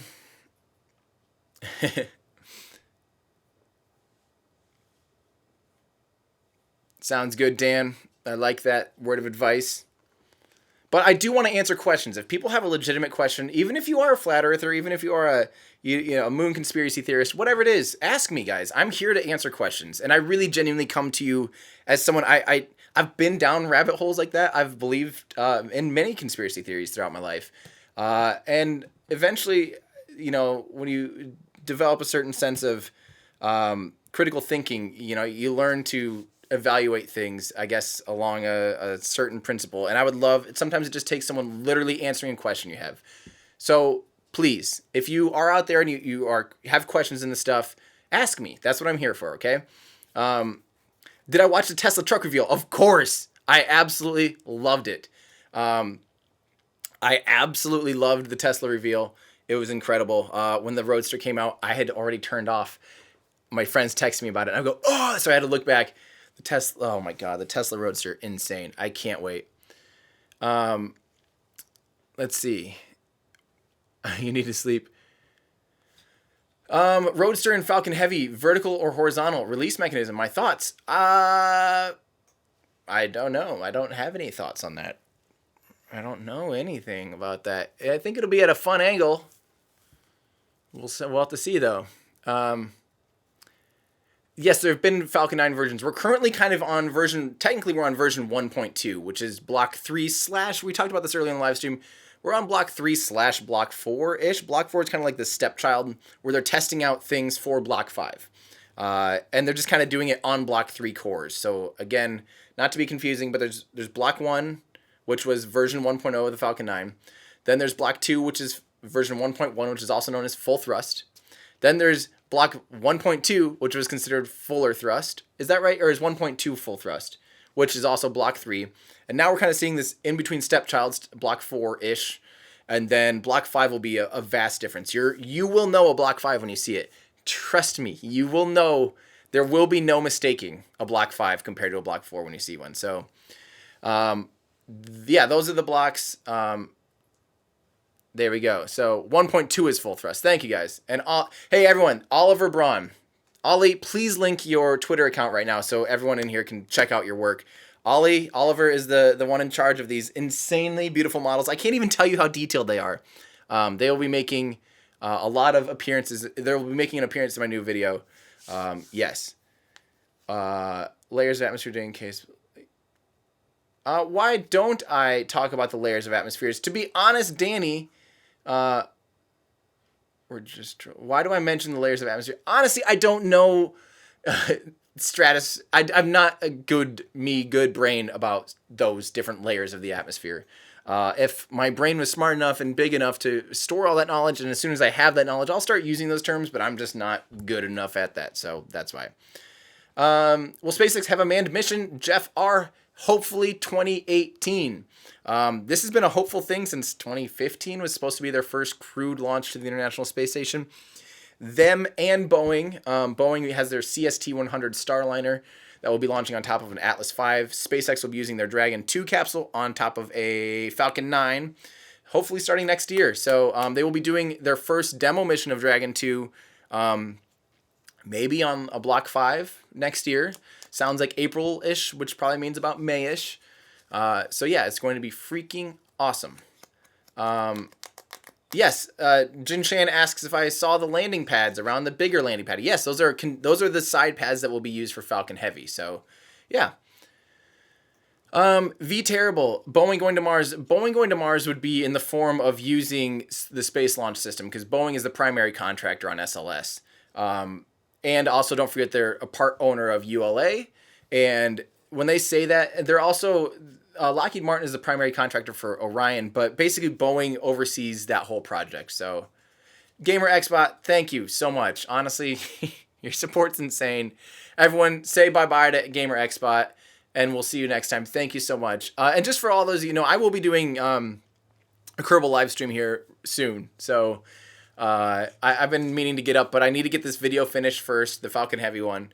Hopefully it'll answer a lot of your guys' questions. So, yeah. So... that answers that. So there we go. Twitter.com/Ollie_Braun. I think I missed that earlier. So there we go. Sorry, when I say they, do I mean Virgin Galactic? Oh, I missed some kind of thing there. You guys are going quick. I will absolutely use Starlink, SpaceX's internet constellation, as soon as I can, mostly just because it's going to be incredible. Thoughts on Blue Origin's cool new landing pad? The cough. Hi, how's it going? It's been a bit. Hi. I don't know if I know about their cool new landing pad. Please inform me. Unless you're talking about, unless you're talking about their landing pad for their new Shepard. I didn't really notice anything new about it. I do love that Elon's Twitter account is basically being a hat salesman as well.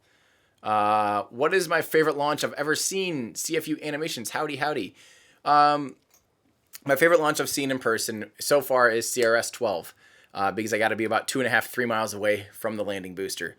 Oh, I have to say, guys, that is insane. Watching something that's 156 feet, 45 meters tall, falling from the sky, creating this massive sonic boom. It's there's no words for it. And for those of you that think it's all CGI, I live streamed it. You can literally see it in my live stream. You can see it. Look for people live streaming because people are sitting there holding up cameras live streaming. They all would have to have like this weird CGI somehow that all is in unison together in order to stage this stuff. And they'd also have to like be part of that grand conspiracy, which when you have thousands of normal people and tourists that are families visiting from the beach or that are at Orlando going to Disney World and they're like, let's go watch the launch and they're live streaming. Yeah, that's going to be a hard one to convince me of. But yeah, I think that's still really exciting. That's definitely the most exciting launch I've seen. Is also, though, I have to say my other favorite launch is definitely, I saw EFT-1, the test flight of Orion. I don't have that picture in here. I thought I did.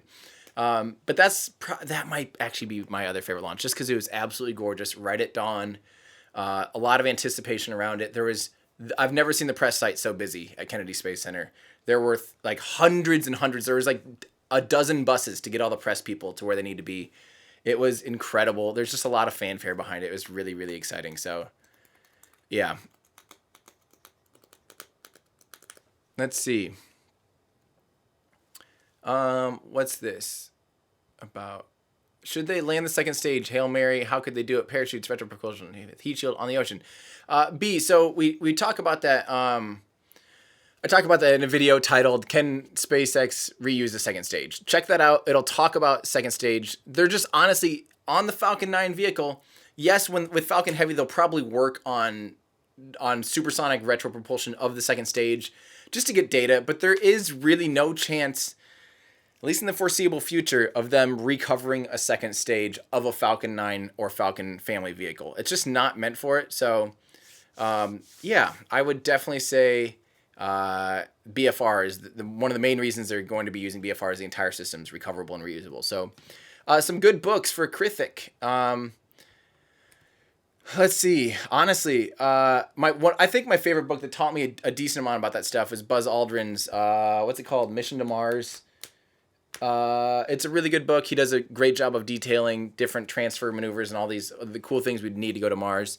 Robert Zubrin also has a good book. I'm really bad at book titles. I just remember the names of the authors.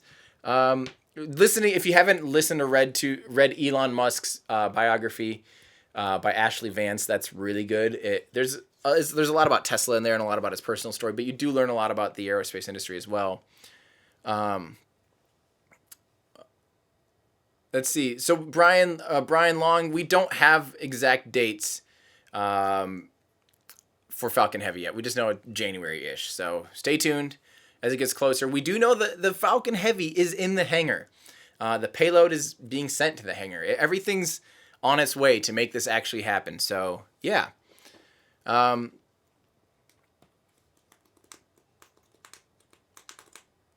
Yeah, so yeah, I go to, just so people know, I go down to Cape Canaveral. I've been to about a dozen launches.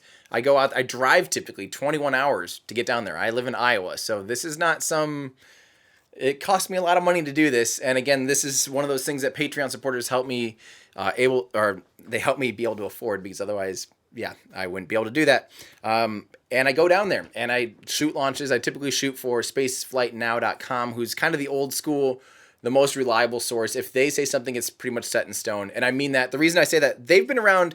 They started the first space blog in 1998 or 99. They have a physical brick and mortar building at the Kennedy Space Center's press site. They actually have the best building. They call it the Fishbowl, and it's the closest one to the launch pad, closest one to the clock. So Spaceflight Now, they are still, in my opinion, the go-to. If you need to know the news, check them out. So is this Roadster thing going to happen during the first launch of Falcon Heavy? Yes, Johnny.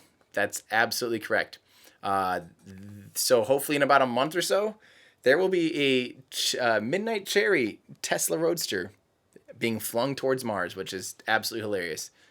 NPR Planet Money, they talk about buying a sat and launching it. No, I haven't. I have not listened to that. Rockin' Rob Star, I will check that out. They do have airplanes. Who has airplanes? These globes are from a company called MOVA Globes, MOVA Globes. Yeah, they are awesome. They're light powered, so there's little solar panels inside there that charge up batteries. So, sounds good, Alyssa. I will do that someday for sure. I would love to help answer how I go down to launches. I actually plan to still do one someday about where you can view launches from the general public. There's a lot of good viewing locations around Cape Canaveral area that you can get good views from. So yeah, I'll do a video about that someday for sure. U.S. Airline and Virgin Atlantic, because they both land planes on runways. No, but Blue Origin, don't forget, Alexander, Blue Origin, we're not comparing. Yes, for now, the comparison's kind of funny because we're talking about a space tourism company. But Blue Origin has a building that's basically the size of the vehicle assembly building on its side out there at Cape Canaveral now, because they are building a huge rocket. It will be just slightly less high performance than the Falcon Heavy, but it's massive. This thing is a heavy lift vehicle, reusable first stage. So that's what Blue Origin is all about, guys. Blue Origin is not just New Shepard. New Glenn is their next version. It is a monster. It'll be about as tall as a Saturn V. It's huge, and it's a 3-stage vehicle, which is awesome. So, yeah. We just answered the MOVA Globes, MOVA Globes. Look them up. Yep. How are they going to play a song in that car? It's not hermetic enough to stay pressurized in space. Johnny, that's a great question. Those speakers, the drivers inside the speakers will just be vibrating against nothing, but hey, I wonder what that would be like, though. It would resonate throughout the car, though, so if you had a microphone touching solid against the vibrating speakers, I'm pretty sure you'd be able to collect sound directly through, through a solid, so yeah. I have not been to Wallops in Virginia. That's another launch pad. That's where Orbital launches out of. Or to Blue Origin's testing. I have not been to any of the Blue Origin sites, really. So New Glenn, correct me if I'm wrong. I'm pretty sure New Glenn is technically slightly less capable than Falcon Heavy. Correct me if I'm wrong, guys. But it's big. It's really big. It's huge. For their first orbital vehicle, they are going all out. So does SpaceX have plans for Titan or any other moons? So Miss Bob is the best. Let me answer it this way. SpaceX, the Falcon Heavy and or is eventually BFR for sure. They could send anything, not anything. They could send something anywhere, really. It just has to be small enough. So the whole constraint here is vehicles have a certain amount of delta V. So depending on how big and heavy the vehicle is and where it's going, they could, if someone paid them to, they could easily send, not easily, but if it was a small CubeSat or a small satellite, they could send it to Titan on a Falcon Heavy. It would just take a long time, and it would be, yeah, don't forget, like, for instance, the Voyager missions, they were launched, I don't even know what they were launched on, guys. Was it just an Atlas variant or a Delta? A relatively small rocket. It wasn't a heavy launch vehicle. So, yeah. So, let's see. What am I missing here? How does New Glenn payload compare with Falcon Heavy? Yeah, there we go. Payload. There's payload to Pluto even, says Old Gamer Noob for Falcon Heavy. Can someone pull up the New Glenn versus Falcon Heavy comparison, because I don't have it right offhand. So, what was the first man-made vehicle to achieve orbit, and when was it launched? Well, the first man-made vehicle to orbit was obviously Sputnik. Believed it was launched in 1957. I think. Might be wrong. How can Dragon land on the moon without legs? Dragon will not be landing on the moon without legs. Dragon can visit the moon on a Falcon Heavy. There's 2 tourists that have paid to do so, which most likely won't happen until at least 2019. Voyager was launched on a Titan 3E. Thank you, Urban Mongrel, in our Discord channel. Is Titan 3E, is that the 3-core Titan? If so, that is one of my favorite vehicles. So it would probably be almost a heavy launch vehicle. Voyager launched on Titan 3 again. There we go.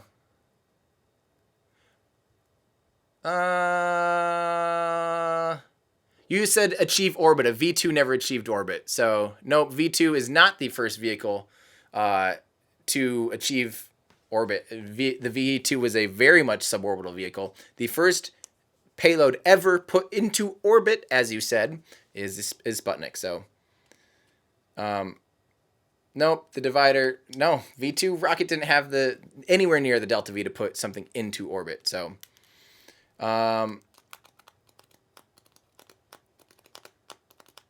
let's see. Sorry, I'm trying to keep up with you guys here. We didn't really talk much about the new solar system with 8 planets. I haven't had time to study it good enough to really talk about it, unfortunately. So, John Wolf, I agree. Eventually, I would love to eventually go to Mars, but I'd want it to be, once it's super, super, super safe. Yeah, that Titan 3E is so cool. I love that Titan 3E. Thank you for that, Urban. That thing is just awesome looking. I love 3-hold vehicles like the Falcon Heavy, the Delta Heavy, Titan 3E. There's only been a handful of 3-hold vehicles like that, and I think it's super awesome. So, New Glenn is 45 tons to low Earth orbit. Falcon Heavy 53. Thank you so much, HYG Switch. That is the answer we are looking for. So, that answers that.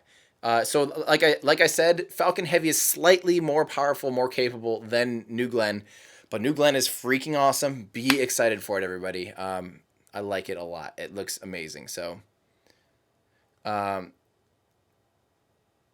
The V2 launched Sputnik into space. No, the V2 did not launch a Sputnik into space. It was an R7, which is basically a Soyuz rocket. Let's see. Titan rocket always looked like it was put together using... It does. I love how the engines of a Titan II rocket, they hang out at the bottom. They look super exposed. It looks super like, we'll take this fuel tank. We'll stick some engines on it. To me, I love that. The Titan also used hypergolics, which is extremely poisonous. If you inhale hypergolics, you're dead. I just think it's crazy that they used a crewed vehicle, with hypergols on it. I just think that's insane. Yeah. There we go. NASA tracking camera Falcon 9 is amazing. Check out NASA's footage. I will after this. Absolutely. Oh, I can't wait. Thank you, Michael, for that tip. I will be checking that out. Hello, you're from Turkey. I love Turkey. Hello. Not just the food. I love the country as well. I've been to Istanbul, and I sure do love it. Proton also uses hypergolics. Dang, I don't think I realized that. And so does a few Russian or Chinese rockets also use hypergolics as well. Yep, V terrible. There we go. The V2 is capable to get to space, but you said to put something into orbit. So, yep, just had to be pedantic there on you. Sorry about that.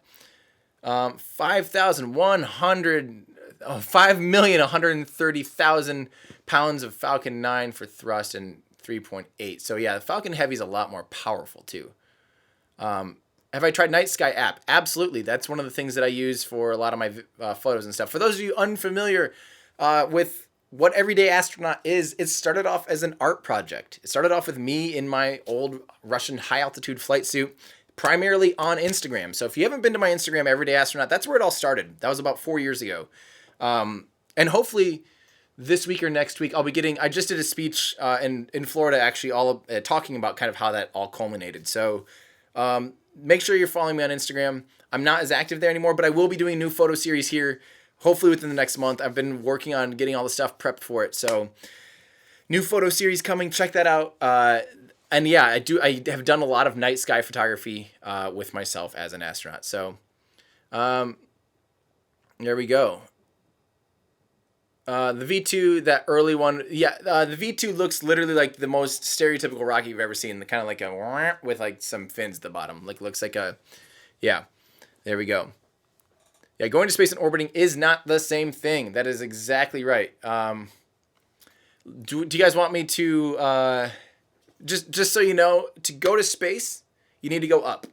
You need to go up technically by the international standard. You need to go up 62 miles. You need to go, which is 100 kilometers in altitude. You go straight up and you go straight back down. But to stay in space, you need to go sideways. So, for instance, suborbital hop. Boop, boop. Literally, we're talking about like just the smallest amount up and down. That, I mean, when you see the scale of what 62 miles, 100 kilometers looks like compared to the Earth, it's tiny. It's so little. There needs to be no extra velocity to do that. So they basically get up there, they coast, and then they fall back down. Now, if you want to actually go into orbit and stay in space, the only reason you really go up is to get out of the atmosphere. That's the reason they go up first and then begin to do a gravity turn and start heading sideways. That's why rockets pitch over like this. They have to get out of the atmosphere so the atmosphere doesn't slow them down. But then they have to get going 17,500 miles an hour or 27,000 kilometers an hour in order to basically make it so they're going sideways as fast as the Earth is pulling them back down. And that's how orbit works. So the amount of energy it takes to get into orbit is something like 10 times that to just reach space. That's why rockets that are orbital are huge. That's why a suborbital space hop vehicle is about this big, compared to an orbital vehicle, which is this plus that. Yeah, hopefully that explains it. Let me know if you guys need any more understanding. I talk about some of this stuff in some of my videos, so just go through and watch those if you haven't watched my YouTube stuff. Yeah, I talk about a decent amount of that stuff in there. So, have I ever come to Greece? Not yet, and I really want to. Really want to. What do I think of dinosaur? Ika, honestly, I'm not as familiar with dinosaur, so I don't really have an opinion on it, unfortunately. I know I've recognized that backronym, though, and I don't remember what it is. If you remind me, I might remember, and then I might love it. I might hate it. Let's see. It's the reason Falcon 9 needs 2 stages. The first stage makes it to space already. Absolutely. The first stage makes it over 100 miles, 162 kilometers in altitude. So it's way in, it's not way into space, but it's well into space, the defined beyond the Kármán line. And if it, like all other rockets before the Falcon 9, when it falls, it just comes back down. But it already is going 4,000 miles an hour, 6,000 kilometers horizontally already at stage separation before it's empty. So think about how much velocity it's already put in towards that horizontal. So that means this baby needs to go 4 times faster than that, though, in order to stay in orbit. So Dinosaur was the first space shuttle. Was it? Yeah, isn't that little flying floating tub? I'm blanking on that. Oh yeah, it's that little it's the flying bathtub, right? The why am I blanking on this? Lifting body, right? If so, then yeah, I think there, a lift vehicle in short. I think it was originally based off a Russian, if I remember right, wasn't it a Russian design? No, it was a NASA design, and Dream Chaser is kind of heavily based on it, right? Guys, help me out here. I need to listen to Amy's video. By the way, Amy's awesome. For those of you who don't know, Amy share a title / vintage space on YouTube. She is amazing. She does really well researched videos too. She sticks to pre-space shuttle.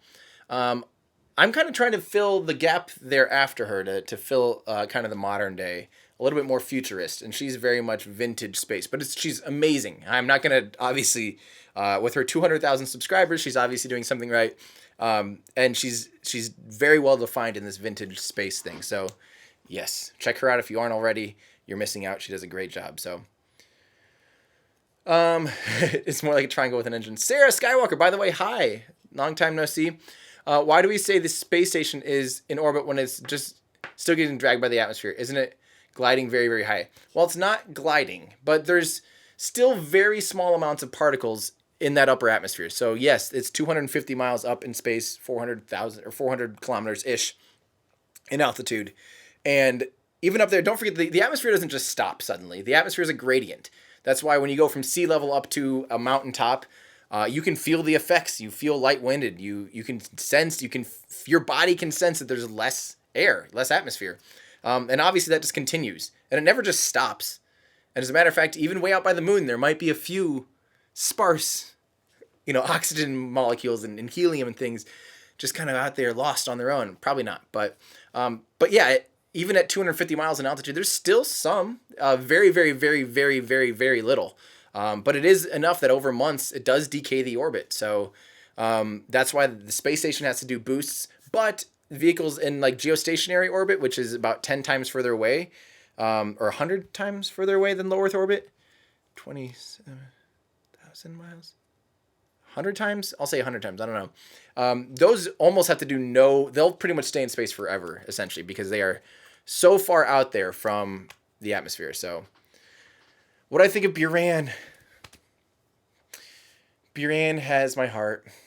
Buran's one of my favorite vehicles. I think it's just, I love Soviet stuff. Soviet era stuff is so, I just have a huge fascination with it. I think it's like beautiful.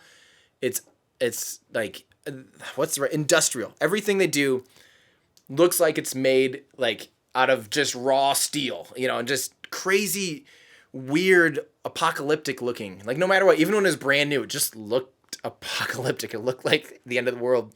And I have even though it's a lot of the stuff is like poorly manufactured cars and poorly manufactured machine guns and stuff like that. That era of stuff, there's just something about it. There's something about that look, that feel. And Buran is like the ultimate Soviet vehicle. I wish they would have kept with it because it is so cool.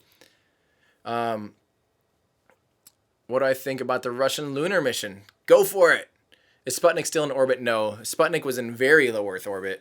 It was only it only stayed in space, I think, for a couple months. So Energia, the rocket that the Buran was strapped to. Such an awesome vehicle.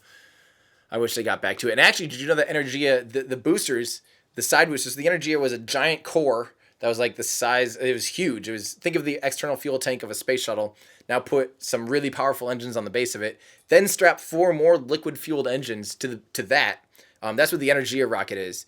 And when those separated, they had plans actually to land them horizontally, believe it or not, using retropropulsion. And had they done that, oh, that would have been my favorite vehicle of all time. I should do that in Kerbal Space Program. There's a good one. Recreating the Buran with the landing the boosters. Mark my words, I will do that. I will maybe do that this weekend. If I get far enough along in the video that we're working on the Falcon Heavy video, definitely want to do that. That'd be so cool. I feel like landing a booster horizontally would be super, super hard. Yeah. Remember how Energia launched a rocket upside down? Yes. I think Energia only launched twice, maybe 3 times. And I'm saying it very wrong. Technically it's like Energia or something, and I'm just not very good at pronunciation-ness. The Energia rocket, though, they had this one payload that literally was launched upside down, and then it had to reorient itself in order to get into space. Is that how that worked? It's just crazy. The most Russian Soviet thing you can possibly do is, launch upside down. What do I think about the Soviet lunar lander? It's great. They need to do it. Period. Just get it done. Unless you're talking about the N1 lunar lander that they had in the 70s. It's just really a shame the N1 didn't end up working out. Yeah. Yeah. Gabe, will we ever have nuclear rockets? Yeah, we will. NASA's still working on that. Actually, they are restarting some nuclear propulsion research that they haven't been doing in a long time. So I'm very, very excited about that. Anyone know what kilo power is? I'm not very familiar. That second launch failed. What do I know about the ISRO, the Indian Space Agency? They are awesome. They're very Kerbal in the best complimentary way. That is not meant to be any Kerbal. To me is a great thing, but they're very plucky. They do things very inexpensively. They're doing cryogenic upper stages, things that other countries haven't even done yet, and they're doing it on a shoestring budget. So I love India Space Program. I can't wait to see it get along further. So they launched 100 satellites at once. That's exactly right, Gabe. I think that's so cool. What about North Korea? I'm not a big fan of their rocket program because most likely that's only meant for one thing, and that's to go boom against somebody else. And I'm not a big fan of things going boom against other people. I'm a bit of a peace-loving person. I believe space is one of those few things that can bring us all together. My favorite story, I'm going to get a little teary-eyed here for a second when I tell you my favorite story about space. 1975, the Soviet Union with their Soyuz capsule, and the United States with their last Apollo capsule, docked in space for the Apollo-Soyuz mission. These were 2 Cold War enemies. Think about that. Imagine 2 long-standing war enemies literally coming together in space to share drinks, exchange gifts, have a dinner. To me, that's what space is about. It's about putting aside our differences on Earth and realizing we're all in the same home. We're all neighbors of each other. We're all on this one little tiny rock. We're all under the same roof, so to speak. And to get out into space and explore, exploring is part of our human nature. There's a reason why we started crossing oceans and climbing mountains and going down into the deepest trenches of space, or deepest trenches of the ocean. And as humans, we long to explore, and we've explored Earth a lot. And it's time for us to start getting out there. And when we do that together, it literally brings humanity together. And it ties us in a way that nothing else can. And for me, Apollo-Soyuz mission is so far the best example of that. The International Space Station is next, obviously. I can't wait, though. I want more collaboration in space. I want Mars to be an international effort. Yeah. Yep. There we go. There we go. That's what I love. So Apollo-Soyuz is my favorite. Captain Hoot Gibson says he ended the Cold War when he docked his shuttle to Mir for the first time. Yeah, I agree with that. There's something about collaborating together and coming together on the things that you agree on. And I think that's something, especially as someone from the United States, our political atmosphere right now. I do not talk politics. I do not talk religion here, guys. But I do need to say, in general, right now, we're extremely divided as a nation, and people are arguing about their differences over and over and over and over, and it gets very tiring. It gets very hard on your soul, and you as a human, you get worn down by it, and you see people making fun of other political beliefs and calling people idiots and stupid and all this stuff. That's not how you come together. You do not come together under insults. You come together by agreeing on things and realizing people's differences, and then you can figure out where you're similar and start coming together on that. And again, to me, space does that because space is crazy, so hostile, so difficult to conquer. And when we conquer it together, yeah. View on the EM drive, or the impossible drive. So, let's see. I'm just trying to make sure I'm not missing anything else. But the EM drive, guys, it's still one of those things. I'm properly skeptic about it because it defies many laws of physics. So, obviously, I'm skeptical. NASA's skeptical. All these people testing it are skeptical. Yet, it still seems to result in some amount of thrust. If you're not familiar with what the EM drive is, it's basically this like bell-looking thing, relatively small, consumes a small amount of power, and it basically has this cavity in it that swirls some electrons around, basically. And for some unexplained reason, even being tested all over the world by different people, it is producing thrust. And they can't figure out why. In a vacuum chamber, it's producing thrust. In all these environments, it's producing a small amount of thrust. And no one knows why. There's theories about it. A lot of them are very crazy. But I just can't wait until somebody does send one up to space. So, there we go. I want them to figure it out. So, we'll see. Mars 1 is a scam, unfortunately. That's my opinion as well. Mars 1 did a big disservice to the entire space community because they actually got a lot of public interest in sending humans to Mars. The problem is, hey Ethan, just so you know about the rockets, look up at John Ellis just linked to Ollie Braun's work. Find him on Twitter, follow him, communicate with him there in direct messages. That's the only way to get these, and he's very, very, very backlogged. So what was I talking about though? Just a second ago. EM drive scam of Mars 1. So yeah, Mars 1. I'm very sorry to say that Mars 1 got a lot of people excited. And they had no real plans to get to Mars. They had a good idea, and I think that idea is still valid to actually help the funding of a Mars mission through literally like a reality TV programming and advertising. To me, as that makes sense. You can gain hundreds of millions of dollars worth of ad revenue if you have the most watched thing. If people are watching you train to go to Mars and live your 6 months to 9 month transit to Mars, watching the drama unfold. I hate reality TV, but I'll be watching that all the time. And if there's occasionally a Pepsi logo, sponsors by Ford, whatever, I don't care. If it helped get that mission to Mars, that's brilliant. And that's part of what Mars 1 was envisioning. The problem is they promised to put people on Mars in 2016. There wasn't a rocket available to send anyone to Mars in 2016. So Mars 1 is a scam. Boo. There we go. Is there two horizontal integration facilities, HIFs, Doug Little asks. One at 39A and one at 40. Yes, there are. And there's one at Vandenberg, so there's 3. Can I repeat the name of SpaceX's mission where the camera follows the first stage? It was NROL-76. That's my favorite re-entry camera ever so far. There was another one that was pretty good too, and I think it was the other DoD mission, but I don't remember which one it was. Yeah, but NROL-76, I believe it was around May, maybe June. I don't quite remember. Sometime earlier this year. Awesome. Von Braun or Sergei Korolev. Sergei, man, he was crazy. Yeah, there's something again about that Soviet era. The N1 rocket is just mind-boggling, and I think I like Sergei better than I love Von Braun. Von Braun was great. Obviously, he developed the Saturn V. But that stuff is so much more bigger is better, bigger. And I love that the N1 was like, hey, we have 30 NK-15 engines on the base of this thing. We'll just put a bunch of... I like that idea. And I like how it's like gridded lattices in between the inner stages. And they were supposed to hot fire the second stage while it's still attached to the first stage and then let go of the first stage. And then same with the third stage and the second stage. I love that. I don't know. I just think there's something fascinating about the way the Soviet era stuff does stuff. So, hey, thank you, Mert. That really means a lot. Thank you. Time Channel had a good view of the Falcon launch. Showed interesting.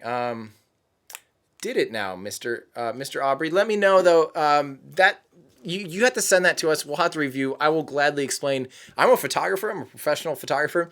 I've seen some footage of GoPros, reaching the stratosphere, on a weather balloon, and people try to correct for the rectilinear effect or the fisheye effect by trying to make it rectilinear in post, but they overdo it. So what happens is it ends up doing this because they're overdoing the fisheye correction. You can send a rectilinear lens. I have, for instance, an 8mm for micro four thirds like this camera, which would be a rectilinear 16mm equivalent, which will make lines that are straight, and if something's curved, it will appear curved, even though it's extremely wide angle. Yeah, and so we need to make sure we're understanding the focal lengths, what altitude, all this stuff. So if you're not familiar with that, take a microscope to a globe, take a look at a surface, and all of a sudden you go, oh wait, that's flat. But in all reality, zoom out more and you realize, oh, interesting. So that's how that works. I love Sooty. The rocket Sooty is my favorite rocket so far by SpaceX. How about anybody else? What's my thoughts on Black Knight? I don't believe other YouTubers, but I don't. I've seen the word Black Knight. Is that what I think people claim was a UFO that they witnessed on the International Space Station or something? Please correct me or let me know more what you're talking about. Welsh Boyuk Jones. I would love to help answer that question. Yeah, I'll give you everything I know and I'll give you my opinion on it. I will let you know if I don't know the facts, though. That's one of those things. If you have a YouTuber or anyone trying to explain to you and they go, well, it's this, and if they're uncertain and they're still trying to spout something at you, don't listen to them. Find someone on YouTube that says, I don't know. If they're saying I don't know, that means they're looking for the answers themselves and they're trying to figure out the answers and they're looking for help in finding those answers, like you guys. So I really appreciate that. Yeah, I would love to. Black Knight was just an insulation blanket. I think Black Knight.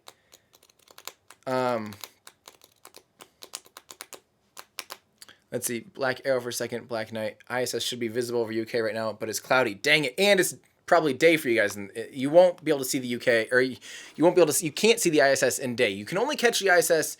Get a thing like ISS Tracker. Download that. Watch it. It's so freaking cool. Sandeep, resend that message. I didn't even see it.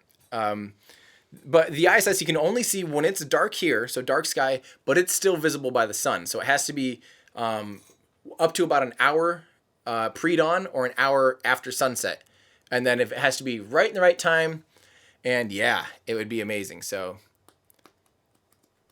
anything after 3 p.m. for you guys is dark. Holy moly. That's crazy. All right, there we go. So yeah, it was supposedly an unknown orbital object orbiting backwards, old gamer noob. Just so you know, if something was orbiting backwards, this is the only thing I have to say about this because I'm not entirely sure. I've heard of that, but I don't know much about it. But if it was orbiting backwards compared to, say, the International Space Station, you would not be able to see it. You're going 17,500 miles an hour if you're in low Earth orbit. And if it's orbiting backwards, it has to be doing that same thing. Those combined velocities, 35,000 miles an hour, that's 20 times faster than a high-powered rifle bullet. You can't watch a rifle bullet go by you. Imagine it being 20 times faster than it. I mean, there would be no footage of it if it's going backwards. It would just be like absolutely gone. Even if it's huge, it would have to be so big for your eyes to be able to track it, let alone a camera. So that's the only thing I know about that. So SpaceX will actually be launching a Tesla Cherry Roadster to Mars. There we go. Yes. Dragon Killer, Dream Chaser. Is that true? No. Dream Chaser is cool. I love Dream Chaser. Very, very cool. It's certainly no Dragon Killer, though.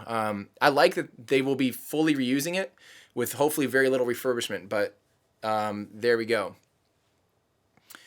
How does Voyager send messages from such distances? Through radio waves. They have a pointed antenna. Honestly, as long as it's pointed, if you use like an omnidirectional antenna, it goes everywhere. And as distance increases, so say you go twice as far, you lose it by what's that called? The square inverse law. So if you get twice as far away from something that's radiating omnidirectionally, it'll get 4 times weaker. But if you have something pointed like a laser beam, it doesn't have nearly that much loss. That's why light from a laser beam can go so far, because it's so stinking pointed, it doesn't radiate away from the source like a flashlight does. So again, a flashlight, say you point a flashlight at the wall, especially if it's a square one, it'd be nice and easy to measure. Stand and measure the distance of that flashlight, the circle on the wall. Then stand twice as far away, and that circle will have got 4 times bigger, or square will have got 4 times bigger. That's the square inverse law. And by having a very pointed antenna, they're able to still send those radio waves back. So there you go. Have I ever been to Moscow? Not yet, and I can't wait. I will 100%. I hope to be going there next year. So,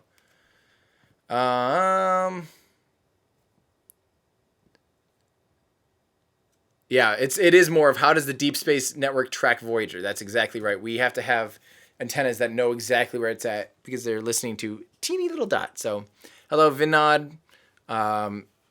Did NASA manage? No, NASA has not had any manned missions to Mars yet. We've never sent a human outside of Earth orbit system. So, Mars or the Moon is obviously within the Earth orbit system. We've never sent someone out into sun synchronous orbit or into the solar orbit, basically. The furthest we've ever got was was it Apollo 8 or Apollo 13? One of those two is the furthest away humans have ever been from the Earth. And it was only a couple hundred miles of altitude, maybe 1,000 miles of altitude above Mars. So, yeah, or above the Moon. So 250, 60, 70,000 miles away from Earth. So there we go. NASA is getting started. Oh, so is it the press conference now for NASA? I might actually want to see that. Follow Ollie Braun on Twitter. Ollie, OLI_BRAUN. That's where you'll find more of Ollie's work. You can contact him. It's a long wait. You can't actually purchase these models exactly, but talk to him. He can't sell them, but he can sell you some parts. So that's correct, Alyssa. We have not sent a man outside of or human outside of low Earth orbit since 1972 with Apollo-17. So there are a little bit of bacteria concerns with the Tesla. Normally we have very strict planetary protection put into place, but we are not sending that Tesla to Mars, like on it, or hopefully not even very close to it at all. It'll be so far away that it should have no risk of contamination. Yeah. How much advance notice do you got? Kogi Flector, I still have no idea how to say your name, man. In Discord asks how much advance notice do you think we'll have for a Falcon Heavy launch?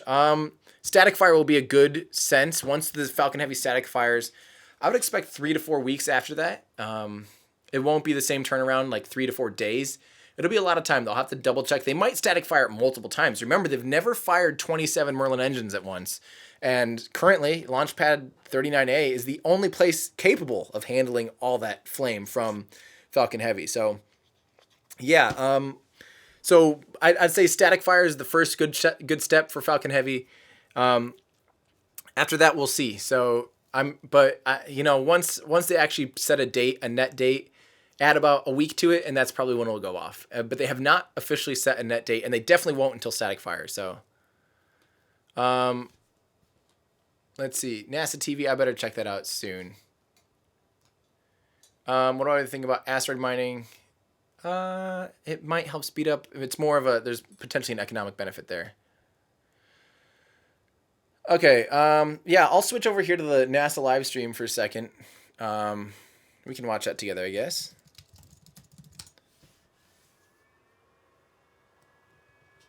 My light's starting to make a little noise. The incredible work by our Pad 40 team.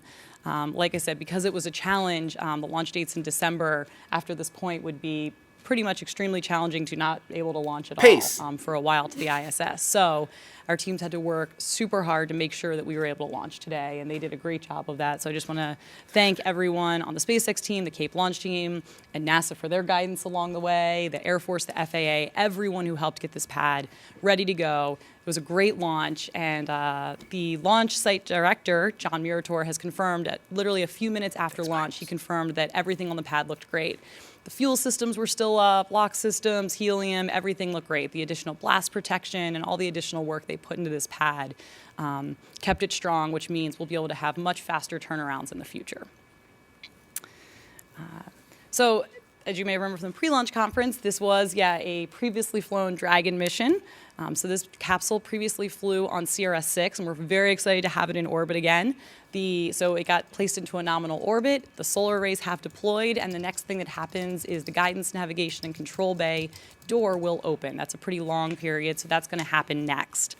Then we also had a flight-proven booster this mission. This booster supported the CRS-11 mission in June of this year. So that booster flew to space, came back, landed at Cape Canaveral Landing Zone 1, refurbished, launched today, and it landed again. I believe we have a video of that. And a sonic boom passes across the Florida Space Coast as the Falcon 9 first stage There's that sonic boom. makes a pinpoint landing back at Landing Zone 1 at Cape Canaveral Air Force Station.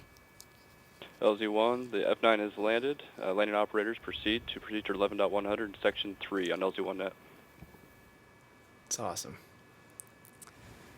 So I will also encourage anyone who has never been to the Cape for a launch or a landing, come out here. The sonic booms are awesome and launches are great. So you should come out here. So yeah, it's been a successful mission so far.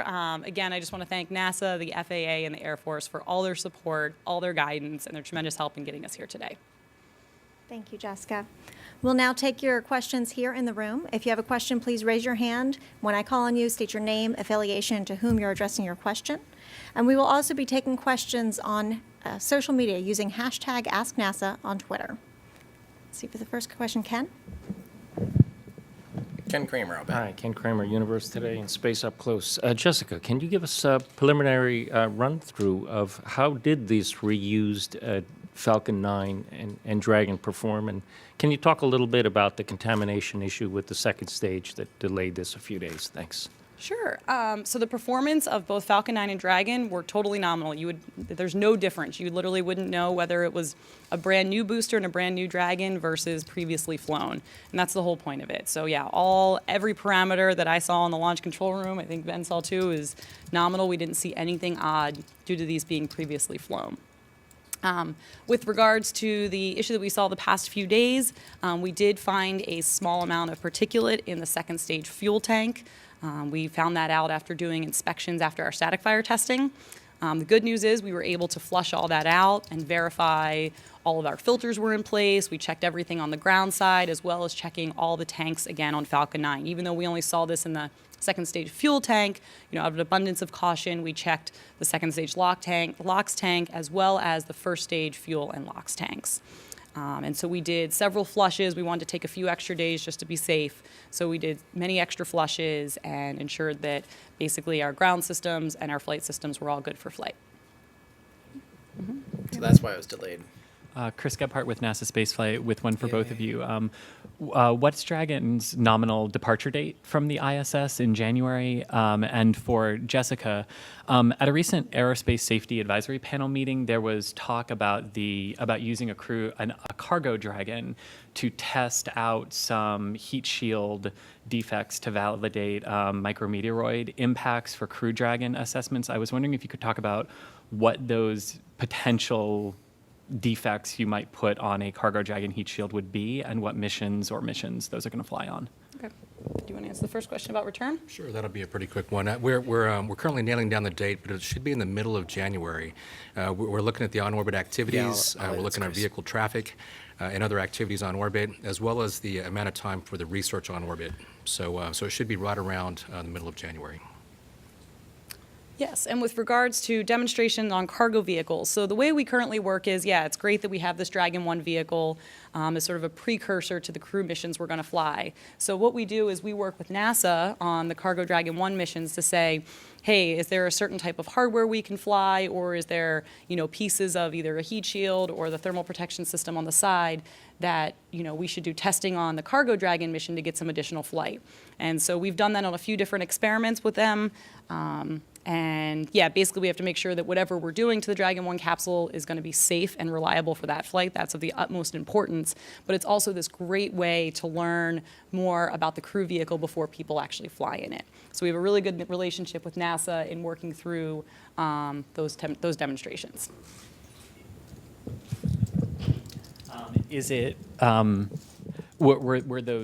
Was the discussion at the ASAP meeting then about, potentially putting some defects in a cargo Dragon heat shield just speculation of things that could be done, or is that an actual plan for a future mission before the Crew Dragons start flying? Yeah, so I can't go into details of any of the experiments, and I apologize, I don't know exactly what was stated at the ASAP panel, but I can tell you that we do perform demonstration missions or demonstration objectives on Dragon 1. Is there another question in the room about today's mission? Yes. Emery Kelly with Florida Today. Jessica's question is for you. Why exactly is particulates in a second stage a bad thing? Why is it a bad thing? So launches are crazy things. So basically, a million things have to go right, but any one of them can go wrong. And particulates is one of those things that can go wrong. If they get clogged somewhere, you could have some issues with performance. So it's really hard to quantify exactly what would happen, but basically, everything dealing with a launch, because once it takes off, you don't have commanding capability of the launch vehicle. Dragon, we have commanding capability once in orbit, but for Falcon 9, it runs autonomously through its entire flight, so once it's in the air. So based on that, you just want to take every precaution possible. Like I said, you want to make sure all those million things go right and that not one of them goes wrong. Perfect. We'll now take a question from #AskNASA on Twitter. Yes, so at A Shower asks, will NASA be flying more reusable first stages? Let's see. So we've agreed for this one flight, and we're going forward on a case-by-case basis. So there's many different aspects that we look at. We look at what that booster's life may have been in the past. We look at what our history might be with that booster and so forth. So at this point, we're case by case. We decided to do the one which launched today based on the study that took months really to get to, and we're considering that for the future as well, but no decision's been made yet. Do we have another question in the room? Just 1 second.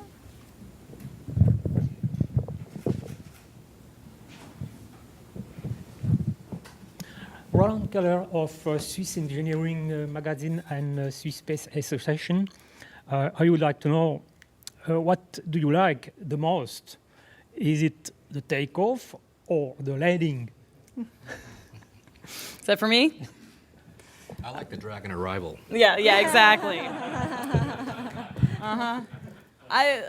Liftoff is my favorite. The primary mission is what matters. If you don't have that happen, the landings don't mean anything. So, the landings are really cool and really fun to watch, especially from here because you can see them live. But liftoff is definitely the best part. Question in the corner. Hi, I'm Tom Cross with Teslarati.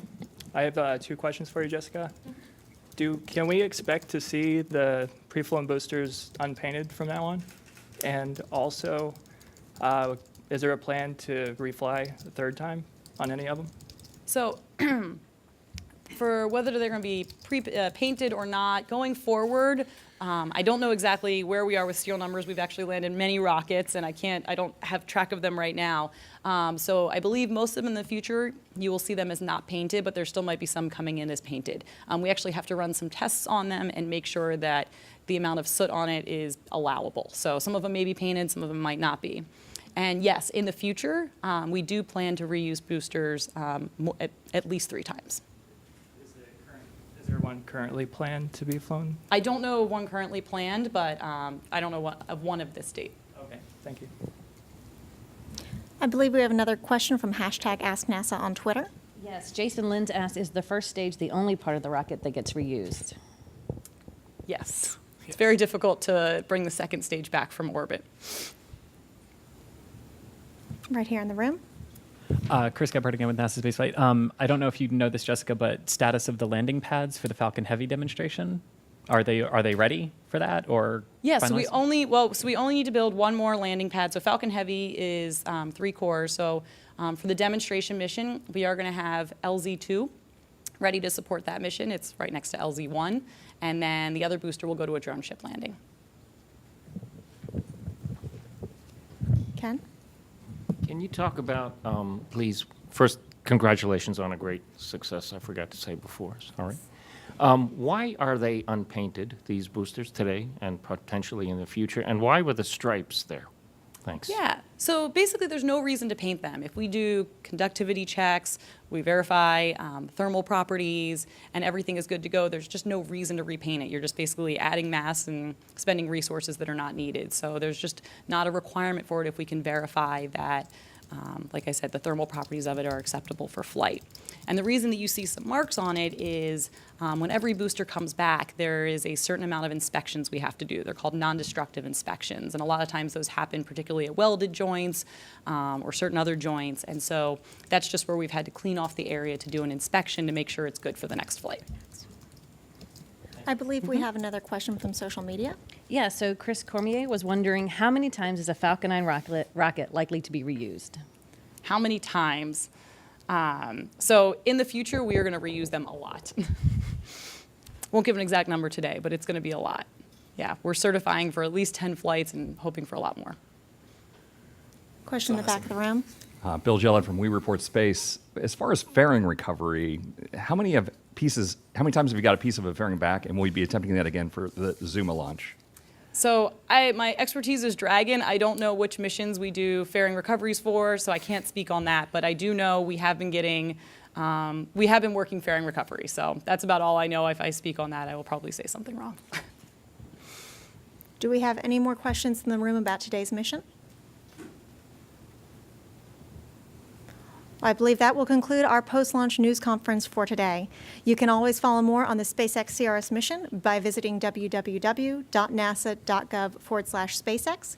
And you can keep up with the exciting research on the International Space Station at www.nasa.gov/station. Thank you for joining us. Okay.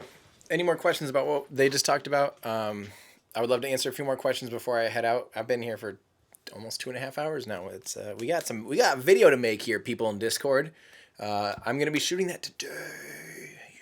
Yes, can't wait. It's been way too long. So, yeah, 10 flights is definitely for Block 5. Block 5, Oliver. Like I said, I don't think we're ever gonna see a non-Block 5 Block 5 fly more than twice. I just think the cost of refurbishment of Block 3/4-ish is too much, and there's just too much to do. They're mostly right now currently trying to validate all their systems for Block 5. So Block 5 will have better heat shields underneath all 9 Merlin engines that don't need to be refurbished nearly as often. There's going to be a lot of tweaks to Block 5, the landing legs and things like that even. Yeah, better grid fins, all this stuff. So yeah, Block 5 is definitely going to be where we see that at. So yeah, don't plan on Block 3 or 4, the current iteration, version 1.2, flying more than twice. So they talked about that Bob the First. NASA, they used, obviously, the one reusable first stage booster that first flew on CRS-11 in June. This is the first time they've done it, and the gentleman there, I missed his name. I don't know who he is, actually. He might be the standing director for now. Or maybe he's ISS missions director. I don't remember. But they plan to go case by case about using reused first stage boosters again. So, yeah. Yeah, Lewis, I'll be doing a video about Block 4 and Block 5 changes very soon. As soon as some of the information is more public, I will release that. I'll probably pre-produce it, knowing hopefully that everything's going to be right. And then as soon as they announce Block 5 and give some public information on it, I can drop it then. So, yes, Nico, I am still live. I am very sorry. I've had a very busy past 5 weeks. I think the last video I was able to put out was 5 weeks ago, which sucks. Yeah, it's been maybe not quite that long. Maybe that was 3 or 4 weeks ago. But yeah, we've had the holidays here with Thanksgiving. We travel all over the place for family and stuff like that. I also just got back from a 10-day trip down to Florida. I was trying to catch this launch in Florida. I also had to do some promotional work for a cruise ship company. That was interesting. And I spoke at a conference in Sarasota, which I hopefully will be able to post here on YouTube as soon as they get me that footage. I'm excited. I had a lot of fun doing that. So sorry I've been gone for a bit, but let's see. What's the Zuma launch? Zuma is an unknown payload. It's a secret military/government satellite that we don't honestly know that much about. It was supposed to launch almost 3 weeks. It was supposed to launch by the end of November, and something happened. We think with like the payload fairing, there was some issue. It got pushed back. It was supposed to launch on 39A. It was supposed to be the last launch out of 39A, and that no longer is the case. I believe it is to be launching out of Slick 40 now. So, yeah. Cheaper to upgrade a Block 3 or 4 to Block 5 or just build Block 5? Or is the upgrade not possible? John Eric asks in our Discord channel. The Block 5 is, it's a pretty big evolution change. And I don't think I think there's so many things that they're building from the ground up with reusability in mind with Block 5. So it's a different vehicle. And I don't think it's possible to just upgrade a Block 3 or 4. So yeah, there we go. Awesome. Thank you, Pablo. Really, Alyssa, that's crazy. Yeah, I had never been to Sarasota before, and it was actually great. I had a lot of fun. The people that put on the conference, it was called PINK, which is People, Ideas, Nature, and Creativity, I think. It's kind of like TED Talks. Like there's like 20 speakers throughout the day. It was awesome. We had a lot of fun. The group that put it on was so hospitable. They showed us around and took us to really nice restaurants and stuff. It was a lot of fun. Yeah. Falcon Heavy, the reason for launching from 40 today. Yes. And Oliver agrees. Yes, this is correct. Yeah, exactly. Oliver is exactly right. It's indirectly the reason they're launching from Slick 40 today, because they are now dedicating 39A to refurbing it and getting it ready for Falcon Heavy. So that's a very good thing. So yeah, that means Falcon Heavy is very close, and I can't wait. So yeah. Can we use the reuse booster to deport? You're not getting me there. I'm not answering that one. Again, I do want to make sure I'm thanking Oliver, who's in the chat here. Oliver Braun. Ollie, please link to your Twitter again so these people can follow you. Because yes, his work is incredible. These models are unbelievable. He donated these to me so that I can, show them, explain things in real time in the live stream. These models are absolutely unbelievable. So huge and continual thank you. We're working on a video together, Ollie and I are. So stand by for that, everybody. It will be very exciting. I think it'll be one of my favorite videos. It'll be a shorter video, which I'm excited about because normally my videos are like 10 minutes plus. Let me know, those of you that have watched all my videos, are they too long? I ask because, I want to get your feedback, but I personally, when I sit down in front of YouTube, I don't want a 2 or 3 minute long video. That just means I'm going to have to find a new video right after that one goes. I want something around that 10 to 15 minute kind of a medium form. So I've been doing that kind of for myself, but also looking at the retention rates on YouTube. I'm around 60% retention rate for videos that are 10, 15 minutes long. Do you guys agree? You like them to be longer? Sorry, no doesn't answer my question. Please let me know. Say either like too long or too short. Let me know because I don't quite know what no means. My videos are fine. Thank you. Long videos are better. Mid-length. Okay, good. So you guys like that my videos are 10 minutes plus. That's good to know. I try to keep it under 20 though. I feel like 20 is definitely a threshold I don't want to cross. I feel like 13 to 15 minutes, 12 to 15 is about the sweet spot. So there we go. Thank you. There we go. This is great. This is great feedback, everybody. Thank you. Thank you so much. Okay, good. This is great. And you guys are my target audience, everyone around here. So I appreciate this because I tend to not pull stuff from the videos. I like to just get as nitty gritty as possible.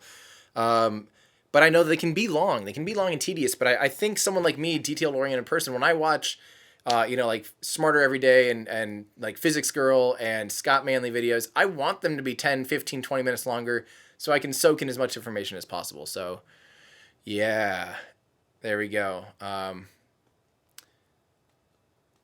My thoughts on the new Russian Angara rocket. Looks like a Delta Heavy with 6 boosters. I don't know if I don't think I know enough about it to have thoughts on it, to be honest. I will definitely have to make sure I'm up to snuff on it. Do I think Falcon Heavy can have a bigger fairing for larger size payloads? Unfortunately, Falcon Heavy, the diameter of the payload is pretty much at its maximum. They can't really make a wider payload, and they most likely can't even make a much taller payload fairing. But most payloads at this point aren't even quite filling that, and they're very mass aware. You know what I mean? So if there's a little bit of laxation for the customer to be able to, not worry about, say it's going to cost 6 times more to make the vehicle half as heavy, well, maybe they could save a lot of money by making it that original weight and flying it on a Falcon Heavy compared to like a Falcon 9. So, yeah. Hey, thank you, Jernej. I appreciate that. Video about the telescope? Maybe. It's just a telescope. Here's my telescope. it can see out the window, and also it can see things. We'll cut that and I'll put it on YouTube for you. Yeah, it's already the size of a school bus, exactly. Ever heard about Isaac Arthur? Of course. Or wait, maybe I don't know Isaac Arthur. I'm thinking of, who am I thinking of? Isaac, the like father of all, Isaac Asimov. That's who I'm thinking of. No, I don't think I know Isaac Arthur. I'll check him out. Am I pessimistic about Falcon Heavy as Musk? Oh, as pessimistic about Falcon Heavy as Elon Musk is. No, and I wouldn't say Elon's being pessimistic. He's being cautiously aware. He knows all the risks. So we're talking about this in the video I'm working on. The risks to the rocket, and just to name a few. Something, lighting 27 Merlin engines at once. They aren't technically lighting at once. They will be staggering them 2 by 2 and lighting them in a very particular order to make sure they aren't all starting at once. The torque of that would potentially shear the octawebs apart. The octaweb is the part that holds all 9 Merlin engines together on each core. That's a risk. The vibrations of all 27 engines, although they can model that, in a computer simulation all day long, there's nothing like the real thing. Then there's the risk of buffeting, as it's going up through the atmosphere, and especially at max Q. We don't know the exact aerodynamic forces, so there's a lot of unknowns. Yeah, I would say, there's a lot of unknowns. Booster separation, that's a huge thing. Like, these 2 boosters have to fall perfectly in sync. Say one stays for an extra 2 seconds. That will greatly change the course of the center core and stuff. So, man, there's a lot of risk involved. There's a lot more moving parts. This is more than double as crazy as a normal Falcon 9 launch. So the risk goes up, potentially, I don't know if you could say exponentially, but a lot more. So there is just more risk. We know how risky a normal mission is. So that's why Elon's a little bit pessimistic. But they obviously have more than 50% confidence in it. My guess is they have internally, if they were to literally plot a chart, I'm guessing they think there's about a 65 to 70% chance of it actually successfully doing everything. I'm guessing they would say there's probably about an 80% chance of it getting to booster separation. They probably think there's about a 90% chance of it clearing, getting through max Q, and there's probably about a 95% chance of it clearing the pad and doing no pad damage. So that's a total speculation. I'm 100% guessing. I have no data to back that, but there's different parts along the journey that are pretty scary. So as long as they can survive static fire and everything looks honky-dory in static fire, I think they'll have quite a bit of confidence moving forward. So, yeah, get ready for that. Yeah. You better hide if Elon is pessimistic. Yeah, that's true. Elon is very optimistic in general. So, there we go. Cool. I'll definitely have to check out Isaac Arthur. That's very cool. You want to see people get to Mars, but you want to see some fireworks too. Sarah, no. Bad thoughts. Fireworks are bad. They delay us from future progress. Although, fireworks oftentimes find causes of problems that we didn't know existed. So, for instance, I'm not excited, but CRS-7 and Amos-6, both of those mishaps, they taught us a lot about the COPV structure and all that stuff. So I'm glad they figured those out on uncrewed vehicles. So now that when people get on top of them, the Falcon 9 and Falcon Heavy will be just that much more reliable. So magnetic propulsion instead of rocket propulsion to take off the ground. I don't know of any legitimate plans for magnetic propulsion. So that's my thoughts. Explain the torque. So Falcon Heavy... so Falcon Heavy has, 27 engines.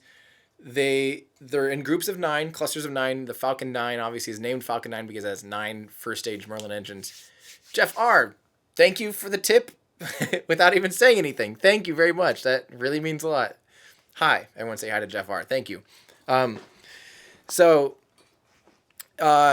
torque, though, if they all 9 light up at once, the stresses in between all those octawebs being tied together by these things called longerons, there's just a lot of unknowns, so they're having to stagger it so the thrust comes on more gently. And it might only be literally all within like a quarter of a second. It might be milliseconds of delay, but we won't know until we find out. And we might not even be able to see it in real time. It might be something that hopefully they show us in like a high-speed film where we can just go pff, pff, pff, pff, pff. But just offsetting that thrust and that torque a little bit should help. And yeah, there we go. Yeah. Thank you, Jeff. I really appreciate that. So, guys, I'm gonna have to check out here. My voice is already getting sore. I've been talking for like 2.5 hours. Yeah, agreed. That's true. That's true. I mean, people, guys, they tune in for, unfortunately, and that's one of the reasons that human missions get a million times more views than non-human missions. And because there's that element of danger, there's that element of potential risk of life, that's always going to get more media attention than just cargo. And for better or worse, just like NASCAR, people say that they tune in for the crashes. It's really morbid. That's our curiosity as humans, unfortunately. Yeah, it's true, though. The tragedies get the most attention. But I'm in it for the long haul. I want these things to go well. The sooner and more reliable we make these systems, the sooner everyday people will be able to do this stuff. And I'm one of those people, so I'd really like to do that. So, yeah, the stand-down time, I don't want another 6-month delay between launches. SpaceX is launching. This was long enough. We were at 46 days between SpaceX launches, and I about lost my mind. So I don't think I can make it through another 6-month stand-down. So, Mayank, please become a Patreon, but don't stress about the money. Unfortunately, though, the Discord channel is locked down to the $10 a month Patreon supporters. And believe it or not, you can't actually change that. I tried to change it in Patreon to a slightly lower entry fee, but they won't let me do that. Patreon's very strange. And there's like a Patreon bot and all the stuff that automatically gets you into our Discord channel.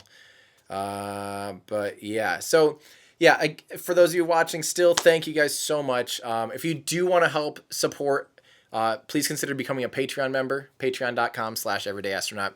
Join us in our Discord channel. We are finishing up the script today. I think it's almost finished. I'm going to be doing some freestyle stuff at the end of this video that my Discord people know about. Yeah, so that'll be a lot of fun. I'm going to be starting to film that here today. Hopefully finish filming it tomorrow and or Sunday, and editing it and having it out next week for you guys. It is about Falcon Heavy. It's answering the question, why did it take 5 years for Falcon Heavy to come online? So I still can't wait. What's your bet, John Ellis? You still haven't won your bet with me. I don't remember what your bet is. But yeah, if you want to, and if you guys also want, don't forget, before the holiday season, if you would like, there is pictures that pictures, dink, that I sell from rocket launches and merchandise like this and mugs and stuff like that. So if you want to do that, everydayastronaut.com/shop. That does help me as well continue to do what I'm doing. So a lot of exciting things coming out of 2018 on Everyday Astronaut Camp. I'm really excited for the future, guys. A lot of exciting things coming. So stay tuned. Make sure you're paying attention on Twitter, Facebook, Instagram, wherever you are, come find me. You can find me on any of the platforms. I will be doing more live streaming here soon. After I get that video out, I promise we'll make a Buran in Kerbal Space Program. It's going to be awesome. So there we go. Falcon Heavy dead on arrival because of the new Mars system. No, because there's still 6 years before BFR flies, and there's a lot of payloads that need to be flown on Falcon Heavy. So,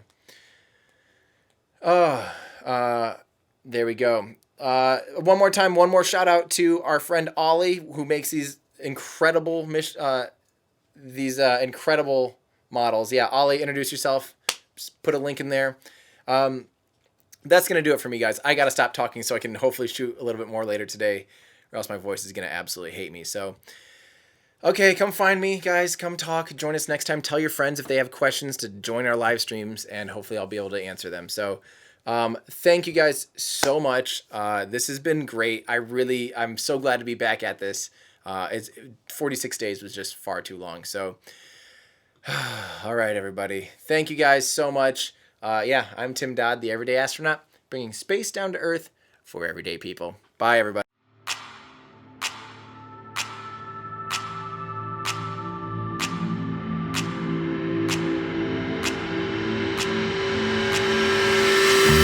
I think we all dreamt about going to space when we were kids.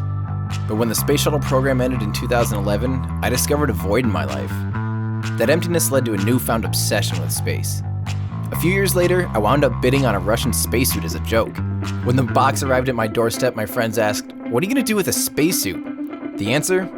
What can't I do with a spacesuit? That's how Everyday Astronaut was born. Since then, the suit hasn't left my side. It's even gone around the world with me. From remote villages in Myanmar, rockets and spaceships.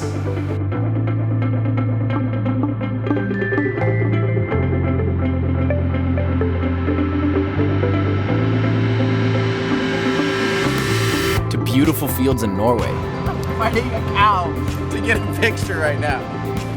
Here I am on vacation in the beautiful Norway with my beautiful boyfriend. I even proposed to my wife in the suit at Machu Picchu in Peru. These days I work with leaders in the space industry to create fun and inspirational content. I've even been invited to different NASA facilities across the country, all for the sake of sharing my excitement with the world. Hey there, it's me, Tim Dodd, the Everyday Astronaut. Now, I'm not sure if you're aware, but NASA is doing some incredible things. This is church for us space nerds. This is where Gene Kranz was sitting when people first met him. This is with permission. I still don't know how.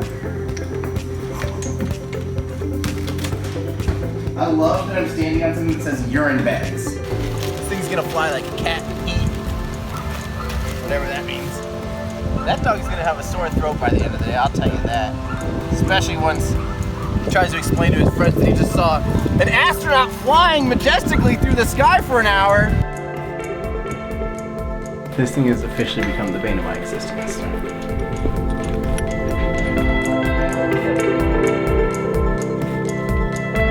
Everyday Astronaut's mission is to bring space down to Earth for everyday people, to communicate science through humor and imagination, but most importantly, to spark your curiosity, to want to find your place in the cosmos.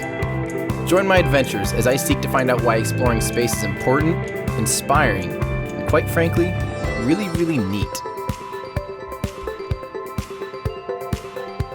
Show your support by visiting patreon.com/everydayastronaut.